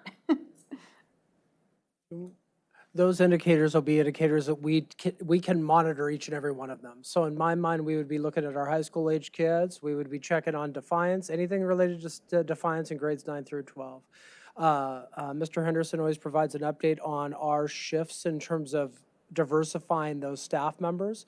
But when it comes to reaching the CCI indicator, those are on track for A to G. We can monitor all those data points from the district office. So once we monitor them, and if we find that we have some students, or let's just say we have 25% are struggling in certain areas that we've targeted, one of these 9 that we've put, well, not 9, but the college and career indicator or a dual enrollment indicator that they aren't duly enrolled. How are we going to ensure that they get that support? And how long is this? Do we have a target goal in 3? It doesn't say by a date, does it? It does. So their goal is by 2025, 2026 school year. Oh, right, okay. So we have to get on the ball. That's like 2 years from now. So, less than 2 years because we already started this year. So, and I'm looking forward to seeing the target enrollments and the target, and then where we're headed with that. Because I think this is a beginning, and working with outside entities, which we're doing right now. So that's great that tomorrow, I can't remember what it's. Okay. Improve your tomorrow, Yes, improvement for tomorrow. So to be able to do that together, I think is really helpful. So I'm looking forward to seeing this, and I'm trying to put it in my head on how this will work and the way we're going to be able to say in a year, here's where we are. Here's where we were this year, and here's where we are next year. Here's what we need to work on. Here's how we can improve. Here's the support systems that we need. These are the target schools. Let's just say this school isn't doing as well as this other school, so let's target that school. So that's where I'm looking at. So I think it's a great start. I love that we're doing it together with other people around us, because that way we can share information, find out, oh, Merced's got it going really well. What are you doing differently than we are? we're doing really well. How can we share what we're doing, just like our solar stuff? So just being able to work together with each other and say, here's how we've overcome. And I think that was I know the impetus of the Parents Leading Change, it was called Dr. Parker Committee, was that. And it really was targeted to our African-American males at the time when it started in 2000. And to be able to say, how can we work with the community? What are we missing as a school district? What is it that we don't know that we're messing up on, that we need to do better? And so this looks like we're working together with other groups and trying to say, how can we do a better job? And especially meeting the needs of our African-American males. So thank you. Thank you. Trustee Daly. It sounds like there's been some research done by Improve Your Tomorrow and the 1300 movement. I'm kind of curious, have they peeled back the layers to better understand, besides the academics, which is in the 9 points, what additional barriers are that we could work on with the school district? What additional barriers, socioeconomic, family, things along that lines, that we need to take a look at and start to implement in some other areas? I know there's the place-based mentorship, but I'm just kind of curious of what additional barriers are out there. Okay, yes. I'm going to take that down and bring it to them, and maybe I could do a board report on that. If that's... I figured that probably was. Trustee Mejia. Yeah, I always appreciate when you can actually put on paper what we want to do in a campaign. So I always think, like, sometimes we say all students, but sometimes I just enjoy that it's targeted and it is specific. We're going after it. And I think I just appreciate that, because sometimes we don't name it and we live it's very generic. So now we know who are we talking about and who do we need to target and how can we help them, because there is lots of strategies. We just making sure that everybody buys into them and begins to implement them to make it a success. So I appreciate that, the naming and just putting a face to this reality of our students face, and some of those 9 points are covered. Thank you. Thank you. Thank you. Now, it looks like we have completed all the questions and appreciate the report and look forward to coming back at our next meeting to vote on this initiative. All right, next we'll move on to item B6, which is a report on Modesto City Schools attendance campaign, and our speaker is Dave Hauk. Mr. Hauk.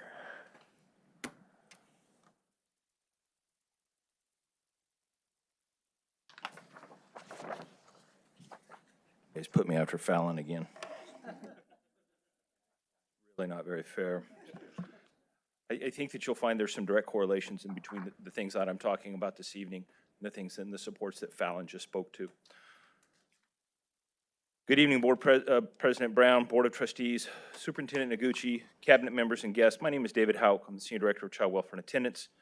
Tonight, I will be presenting on Modesto City Schools' commitment to increasing student attendance during the 23 and 24 school year.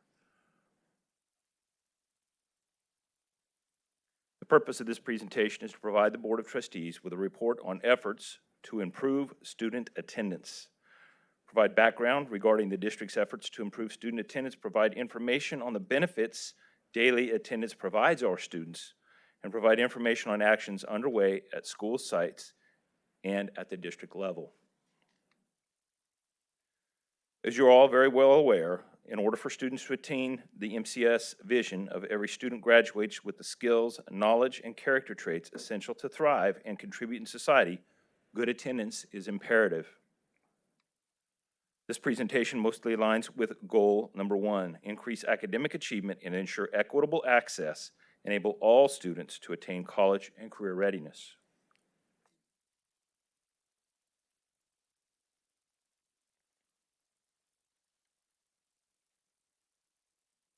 Post-pandemic, there have been a nationwide dramatic decrease in student attendance and in students identified as chronically absent.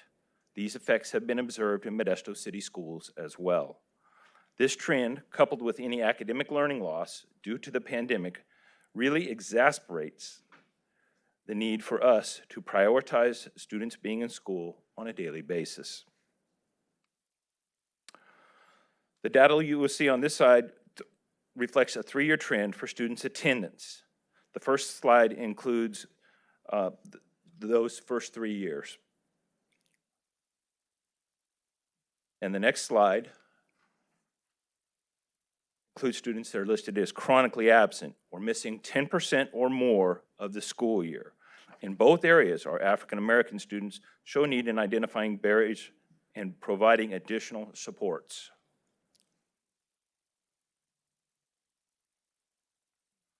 Although we see continuous improvement over the last 3 years, the goal we have set is that our schools reach 96% attendance. We set our goal high at this rate for several reasons. Students with good attendance statistically achieve higher rates academically.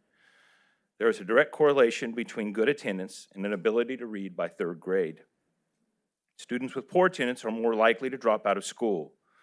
We also see the need to address our student populations that struggle coming to school. We are continually emphasizing working with families to break down barriers they encounter when coming to school. Modesto City Schools has partnered with Stanislaus County Office of Education Every Day Counts campaign. In addition to the items you see here, our students in grade 9-12 will have the opportunity to win a brand new Toyota Corolla, donated by Modesto Toyota. In order to participate, students must have perfect attendance for 1 academic month. The good news there is for kids that missed school the previous month, that resets and they have a chance to get in the drawing again. School sites have begun scheduling promotional events with the new car. Modesto City Schools are providing additional measures to support schools and families in increasing attendance in the partnership with Stanislaus County Office of Education. These include an attendance website, attendance messaging, SART, PBIS, which stands for Positive Behavior Intervention and Support, and then those being Tier 1, Tier 2, and Tier 3 supports through PBIS, and school-to-school competitions. Currently, we have all 4 junior highs that have month-to-month challenge for the next 3 months. Additionally, Insulan, Rose, and Lakewood have started a challenge for the month of September. Johansson, Downey, and Modesto High School are also getting ready for an attendance challenge in the upcoming month. This slide highlights some of the ongoing efforts we will be making. As I stated earlier, we have seen an overall increase in student attendance this year. There are currently 5 sites meeting or exceeding our attendance goal. I monitor sites' attendance weekly to meet with and discuss attendance with sites that are falling behind. So for our next steps, I'm excited at the progress we have achieved thus far. Our plan is to keep this momentum going. We will continue our focus on increasing student achievement and attendance. We'll provide frequent communication to our families and stakeholders and celebrate our successes at the site and district level. Thank you for your time. Now I'd like to open for any questions we have after we receive public comments. With that, do we have any comments from the public? Seeing none, do we have comments or questions from the board? Trustee Maestas. Can you define chronic absenteeism? So at the end of the year, a chronically absent student would miss 18 days or 10% more. And once they reach that threshold of 18, there's no going back. So we monitor it frequently. As an example, right now, we're in our, let's say, 5th week of school. So at 10% of those days currently, student would be identified as possibly chronically absent. They're not chronically absent until they hit 10% of the total, which is 18. Okay. I know we're in a bit of a COVID wave right now. Have we been seeing a lot of kids absent in the last I would not be able to few speak weeks? directly to that. Okay. Last question, and I guess it's more of a thought. A car is nice, that's really cool, but it's kind of lofty. I wonder if there's something we can do in a smaller scale for like junior high kids that can happen like at a monthly. So if it's I don't know, like a electric bike or something, and then the kid gets an electric bike that month, and everyone sees that he gets an electric bike, and then there's fervor, right? So 4 years down the line for a car is kind of Sure. out of reach for some So people. those Those incentives are happening now at the elementary level for classrooms with perfect attendance, for students with perfect attendance. So those are happening now. They're not as large scale as possibly an electric scooter, but those incentives and rewards are happening now. Okay, thanks. Trustee Daly? I appreciate the report. Thank you. It's really interesting to see the chronic absenteeism and have that explained. My concern is I feel like in the United States, we have learned nothing from COVID, and I'm going to sit on a soapbox a little bit. I appreciate that the kids need to be in class, 100%, just like we all need to be at work in order for our country to run properly. Our truck drivers need to be there. Everybody needs to be at work. We also have to recognize there are illnesses that happen every day besides just COVID. And all around us, there are people who are immune compromised, whether it's older individuals or people with illnesses. So what are we doing to ensure that we're providing the education that's necessary to say, you do need to come to school, absolutely. However, you do also need to stay home when you're sick. That process is going on right now. I would say, in my experience, I think the other ramification from COVID coming out of it is that I do think that I think it changed perspectives of people, take illness out. So I think that we're doing our best to focus on overall attendance, but not at the sake of you're sick, vomiting, you have COVID, et cetera. We're not asking any of those students to come to school. We recognize that that's still an option. That being said, I still think that there is plenty of room to improve attendance across the district. I truly do. Trustee Marks? So this is great. I'm glad we're making progress. And it was really great to be out at Kirshen and see so many parents there and hearing about their attendance goals. And so I know we did a push for this a few years ago. I know some schools, they chose to not just do individual rewards, but they did like an entire school reward where they invited in, I think it was Great Valley Museum came in and brought all the animals. And it was really cool. It was at Wilson because I attended that day. It was really awesome to see the excitement of the kids. So are we providing any funding to help them with these rewards, or is it coming out of their school budget? I didn't know how this was working, but I know when we make a push like this, it helps everybody win when we do this. All the sites receive PBIS allocations. I believe all 34 sites have tied the attendance push back in. So with that, to the point that Trustee Maestas made and you made, there is ongoing reinforcers that are being provided in the absence of a car. Nintendo Switches at a particular school site, up to $200 for a certain prize once a month for an individual. So all that stuff is underway at the school sites. Okay, good. Yeah, because I know when the students do see that, like Trustee Maestas said, they do get excited. They want to be part of that. And it does just help them stay, be in school. And I remember they put, at one of the schools we went to, we were touring with the bus tour. I think it was Lakewood, I want to say, that there was a sign on the teacher's door thing that said perfect attendance for 30 days or whatever, probably from last year. But that was so cool because that's something that everybody can see, that the entire class came every day for a month. And so that was really neat. But yeah, we want to make sure that the students that are ill don't come. So, and I know that's always an issue to say, are you sick enough to stay home or not? And I had a kid that was sick every Monday.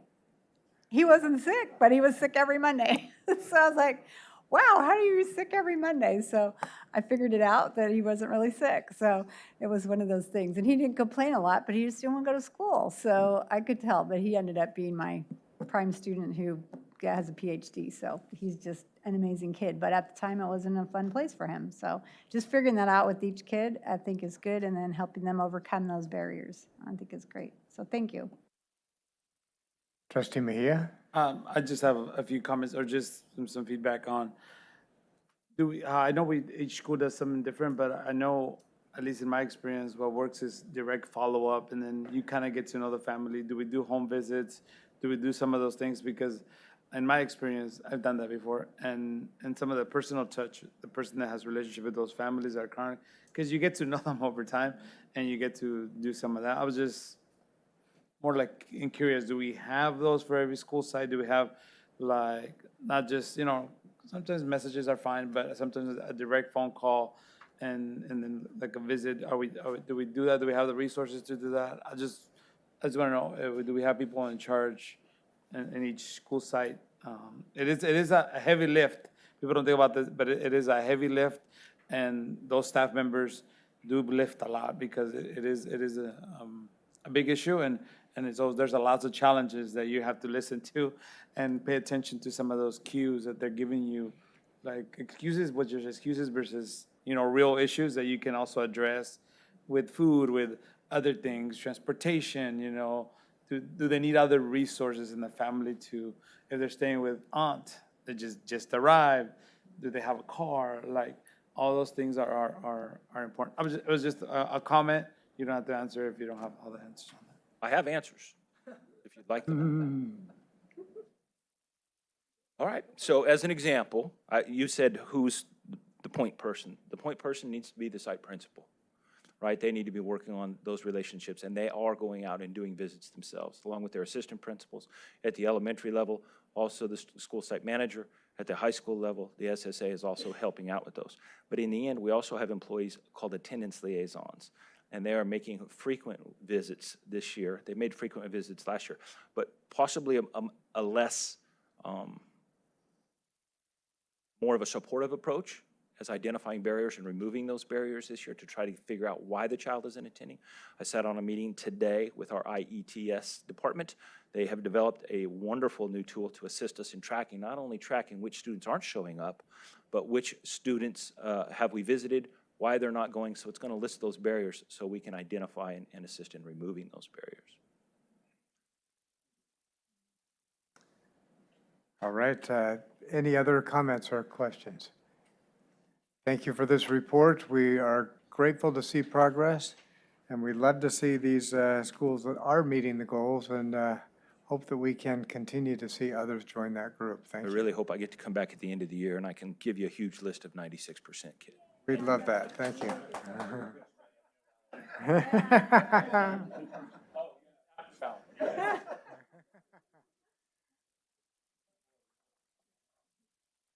All right. So moving on, we are at item B7, approval of the unaudited financial statement for 2022-23. Mr. Zerly. Thank you again, President Brown. Good evening again, trustees. Tonight, we are pleased to provide summary details for you for the 22-23 unaudited actuals financial report. There's about a 200-page document in your board agenda, so we're going to do the best we can to summarize that for specific information that are important to you to approve the report. The report really looks at our estimated actuals, which was back in May. At the time, we were doing our budget development, our budget adoption in June, versus now that we've closed the books and we have actual numbers to report. How did we do versus what we said we were going to do? And then there are some budget changes to the current year since our June budget adoption. Joining me in the audience is Executive Director Michelle Price, Internal Auditor Matthew Castanon, and our Accounting Supervisor Jaylene Padilla. Again, everything we do, especially in our budget, is aligned to our vision, the Modesto City Schools vision, and strategic goal 4. This goal was written specifically for our financial budget and ensuring that the district is both fiscally and operationally sound. This slide shows an increase of $18.6 million to the unrestricted ending fund balance from the May estimated actuals. Usually, we like to see an increase from in our fund balance. That means we're doing better than what we said, but this large of an increase requires I'll spend the rest of the presentation explaining why. It's now $18 million more. We owe that to our educational partners, and we owe that to those that are watching. And because an $18 million increase in 4 months is something that we better be able to explain to our partners that are watching our financial situation. And the rest of the slide shows that we're not only able to maintain our 3% required reserve for economic uncertainties, plus an additional 3% that the board approves annually, that is shown in our other committed line. After the required ending fund balance set-asides, we have an unassigned, unrestricted ending fund balance of $34.3 million. We focus on the unrestricted in your large packet. There is our combined budget. There's unrestricted and restricted. We have about $100 million remaining in our restricted fund budget. Those dollars are provided to us for specific purposes. They have to be spent for those specific purposes. So we like to focus on the unrestricted ending fund balance, which is what you'll see in this presentation. We start with our revenues, and our unrestricted revenues, we're pleased to report, have a less than 1% variance from our estimated actuals, but it does require some individual explanation as we look at each one of these lines. In particular, interest income. There's a $1.6 million increase over what we thought we were going to have. And as we all know, that interest rates are not that well for us to see a $1.6 million increase. However, the county treasurer holds cash for all county school districts and invests those dollars in accordance with government code standards for us and all the cash that they hold. For this year, 22-23, the county treasurer posted interest earnings monthly instead of quarterly. We've always got it quarterly. And we believe that's why we are showing significantly greater interest income from last year to this year. Whether the county treasury continues to allocate interest income on a monthly basis or not, or if they return to the quarterly, we're not sure. But that's why interest income has a $1.6 million increase. We were not expecting that for this past year. And then we look at our unrestricted general fund expenses. This is the largest, when we look at our variance, this is the largest variance that we had. This shows a 4% variance or a difference between what we had thought we were going to spend versus what we spend. And it's $13.9 million difference. And then to break that down, we need to look at the major account codes individually, and that's what you see here on the screen. $11.9 million. It was spent in our unrestricted general funds less than what we had anticipated, but $10 million of that decrease in expenditures for salaries and benefits actually comes from utilizing ESSER II funds that expired on June 30th of 23.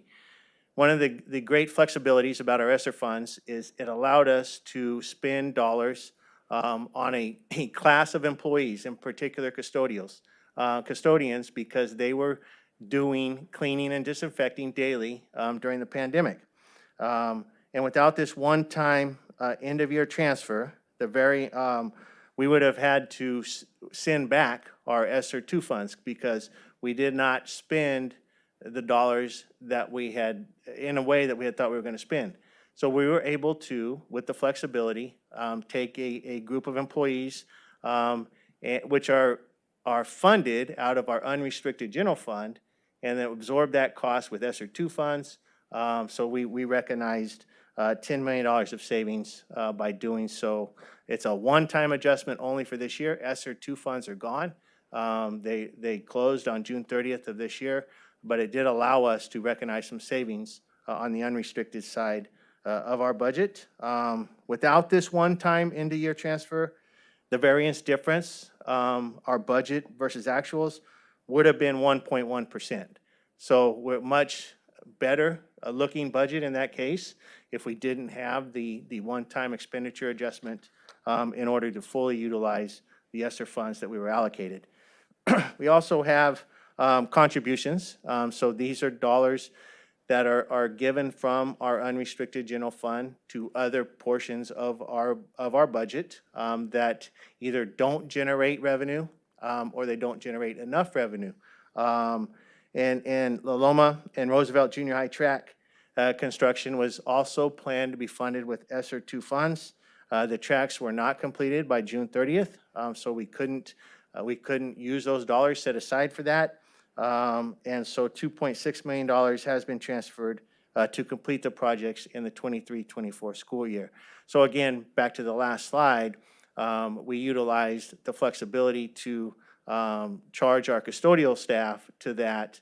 And then this year, we're going to use that savings to finish funding the projects that are either completed or soon to be completed this year.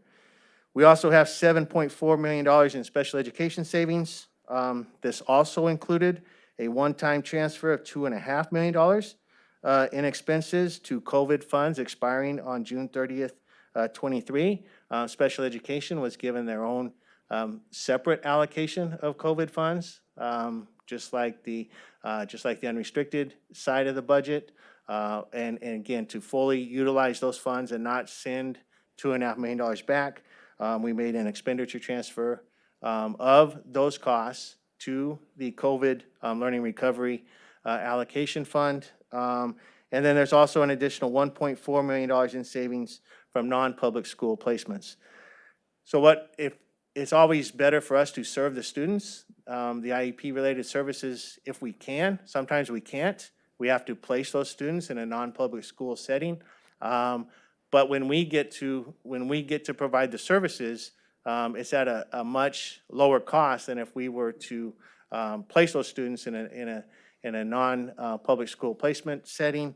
And so there was, of the $7.4 million, $1.4 million came from savings of not having to place students in a non-public school. And the rest of the $7.4 million difference comes from staffing shortages, hard to fill positions for special education that require us to contract the services to fulfill the IEP-related services. So we start the year, for instance, right now, we start the year with a budget that shows staffing levels. We have some vacancies.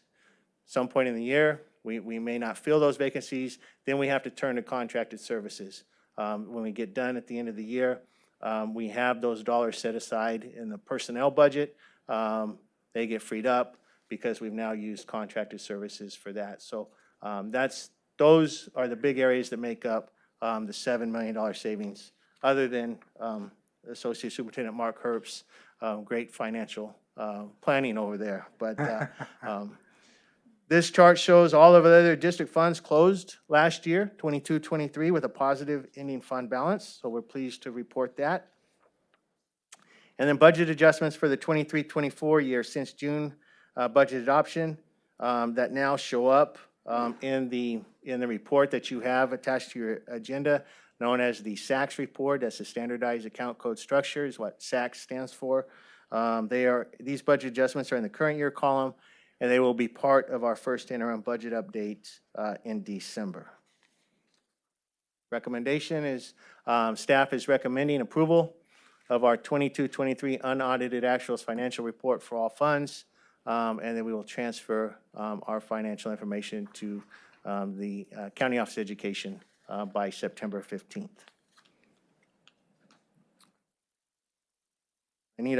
Sorry I didn't leave a public comment slide, but before questions, if there's any comments, now would be the time.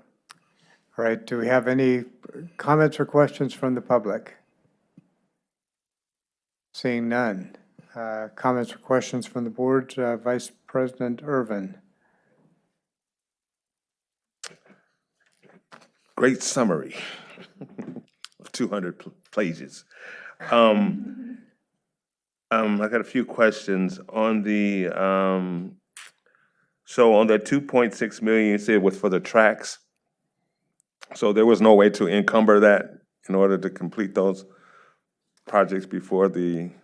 Yeah, we had to encumber it, but we couldn't encumber it with ESSER 2 or COVID funds. They had to be spent as of June 30th. And so we had to free up the COVID funds that we had set aside for that, and we encumbered it with a different part of our budget. So yes, we have the funds to complete them, and they are complete or substantially complete now, but we couldn't complete using COVID funds because they were expired as of June 30th. Okay. And so what was the reason that there wasn't complete? Was it the contractor, was it weather, or what delayed the completion to be able Yeah, to use those the funds? spring rain significantly delayed the progress at Roosevelt. If you went by there at any time during, March or April, you'd Yeah, I probably live by notice a Roosevelt. pond out there. And then Loma couldn't get started because of the constant rain that would not allow us to get started on that as we had planned. Okay. And then the last question on the other fund summary where there's deficits in the adult child development fund and special reserve capital outlay. What was those attributed? That's attributed to spending the carryover or the one-time funds, and for the special reserve for capital outlay. We put dollars into that fund for specific projects, and then as those projects get used, that creates the red or the deficit because we're spending funds that we already have, that we've already set aside for that. Okay, thank you. All right, trustee Marks. So my question has to do with the report, the auditor's unaudited actuals report. Just a question on a couple of spots that I don't know if we're reporting them differently now, but on page 73, it's the unrestricted resources, the general fund unrestricted, and then on the combined one on the general fund, there's in the space where it actually is highlighted yellow on this one, but it says the addition, it's reserved for economic uncertainties, additional reserve for economic uncertainties. So on this page, it's not there, and then on the combined actuals, it's not there, but it's above. I see that we're gonna have $17.4 million for it. So did they change how we're supposed to report that now? Is that why it's an empty blank spot? So it's page 73 and 77. Are you talking about the additional reserve for economic uncertainties and Yes. how in 25, 26 is zero? Yes. So what we're projecting right now, it's a projection based on our current revenue assumptions and expenditure assumptions that in the third year, that additional 3%, we don't have enough there to maintain that. That's what at this point in time, that's what that shows. That's why there's a dash and zero there. Okay, that helps me see, because I watched the unassigned balance go from 34 million down to 1.6 million. And I thought, oh my gosh, that's like not much in the bank there. So I was just watching that and wondering where we were headed with it. So that helps me understand why we have to be careful We're what still we able do. to maintain above our required reserve, but Yes. not The the three. 6%. Yes, okay, that makes sense. Okay, so it's helpful. And I noticed it because I watch it just to see how are we doing with the whole total budget. And I know we're doing well right now, but in 2 years, it looked a little bit scary. So, okay, thank you for explaining that. And now we know we just got to watch it for the next couple of years. So thank you. All right, any other comments or questions? Do we have a motion to approve the unaudited financial statement for 22-23? Motion by trustee Mejia, second by Vice President Urban. Those in favor? Aye. That passes unanimously. And now we move to item B8, which is approval of Chief Communication Officer contract effective September 25th, 2023 through June 30th of 2025. Mr. Henderson. Yes, good evening, Board President Brown, trustees, Dr. Noguchi, and Cabinet.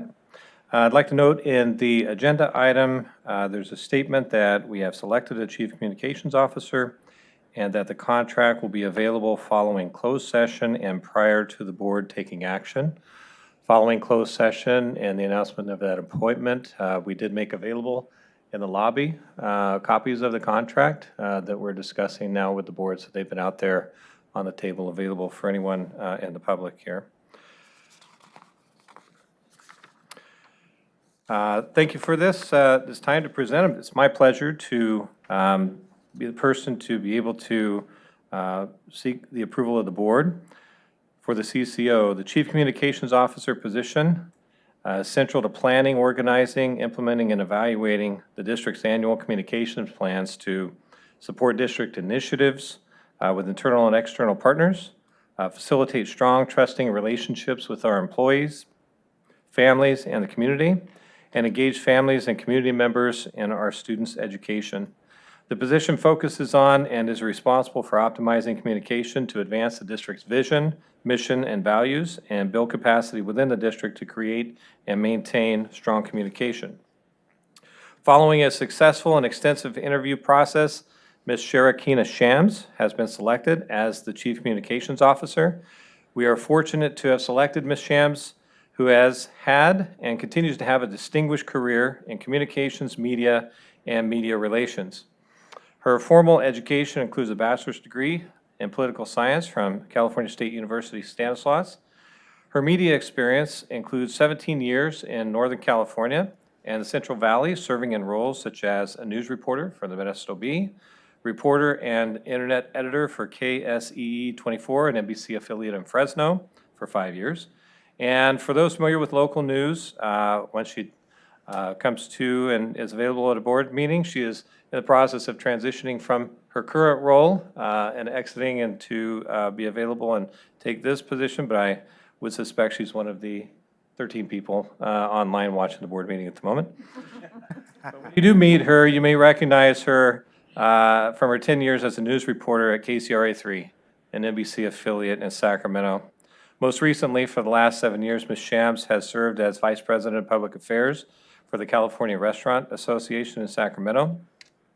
Ms. Shams' experience spans the continuum of communications functions, including but not limited to crisis communications, creating and facilitating strategic communications plans, writing on demand, marketing and branding, and social media management, among much more.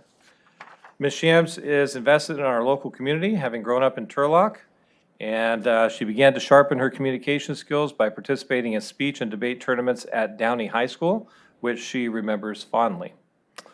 As a cabinet-level position, an individual contract is presented to the board for approval. Government Code Section 54953 states in pertinent part, quote, "Prior to taking formal action, the legislative body shall orally report a summary of a recommendation for a final action on the salaries, salary schedules, or compensation paid in the form of fringe benefits of local agency executive as defined as subdivision D of section 3511.1 during the open meeting in which the final action is to be taken," end quote. So the following is the required verbal summary of the employment agreement. The agreement is from September 25th, 2023 to June 30th, 2025.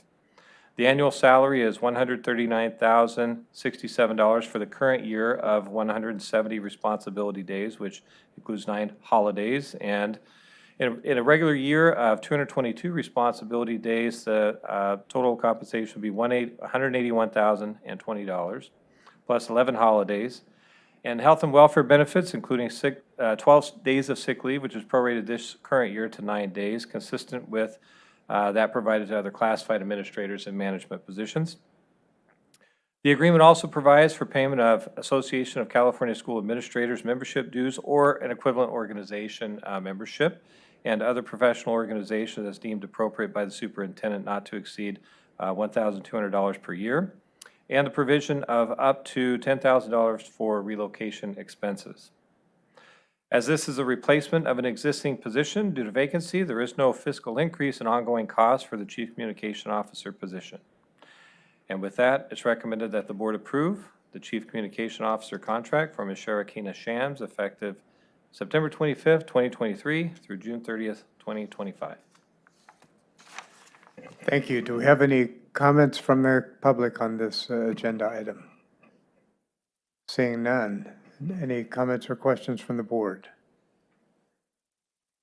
Do I have a motion to approve this contract? Motion by trustee Mejia, second by Vice President Irvin. Those in favor? Aye. Aye. Any opposed? None. That motion carries. Thank you. And now we move on to B9, approval of resolution number 232401, authorizing assignment of teachers outside of credentialed majors, credentialed academic major and minor under the licensing of certificated personnel law for the 2023-24 school year. Mr. Henderson. Yes, thank you again. I just want to assure our student representative to the board that the next ones go a little faster. All right. Item B9 recommends approval of a resolution authorizing the assignment of teachers outside of their credentialed academic major or minor. Most often, we present this resolution for certificated staff who are credentialed in an area other than physical education to allow them to coach one period of athletics for which students receive PE credit. That is true of this list also, with the exception of we have 2 teachers who are authorized to teach courses under the social science credentials and IB theory of knowledge course for which social science credentials needed, and they have the appropriate number of units. It's been determined that these individuals qualify under the authorization granted through this resolution, and we recommend the board approve this item. Thank you. Any comments from the public on this item? Seeing none. Comments or questions from the board? Do I have a motion? I saw trustee Mejia's hand before I heard your voice. And second? Okay, you got it, Cindy. All right, those in favor? Aye. Any opposed? Wasn't watching, so that is unanimous. And we now move to item B10, which is a public notice to approve submission of provisional internship permit to the California Commission on Teacher Credentialing. Mr. Henderson.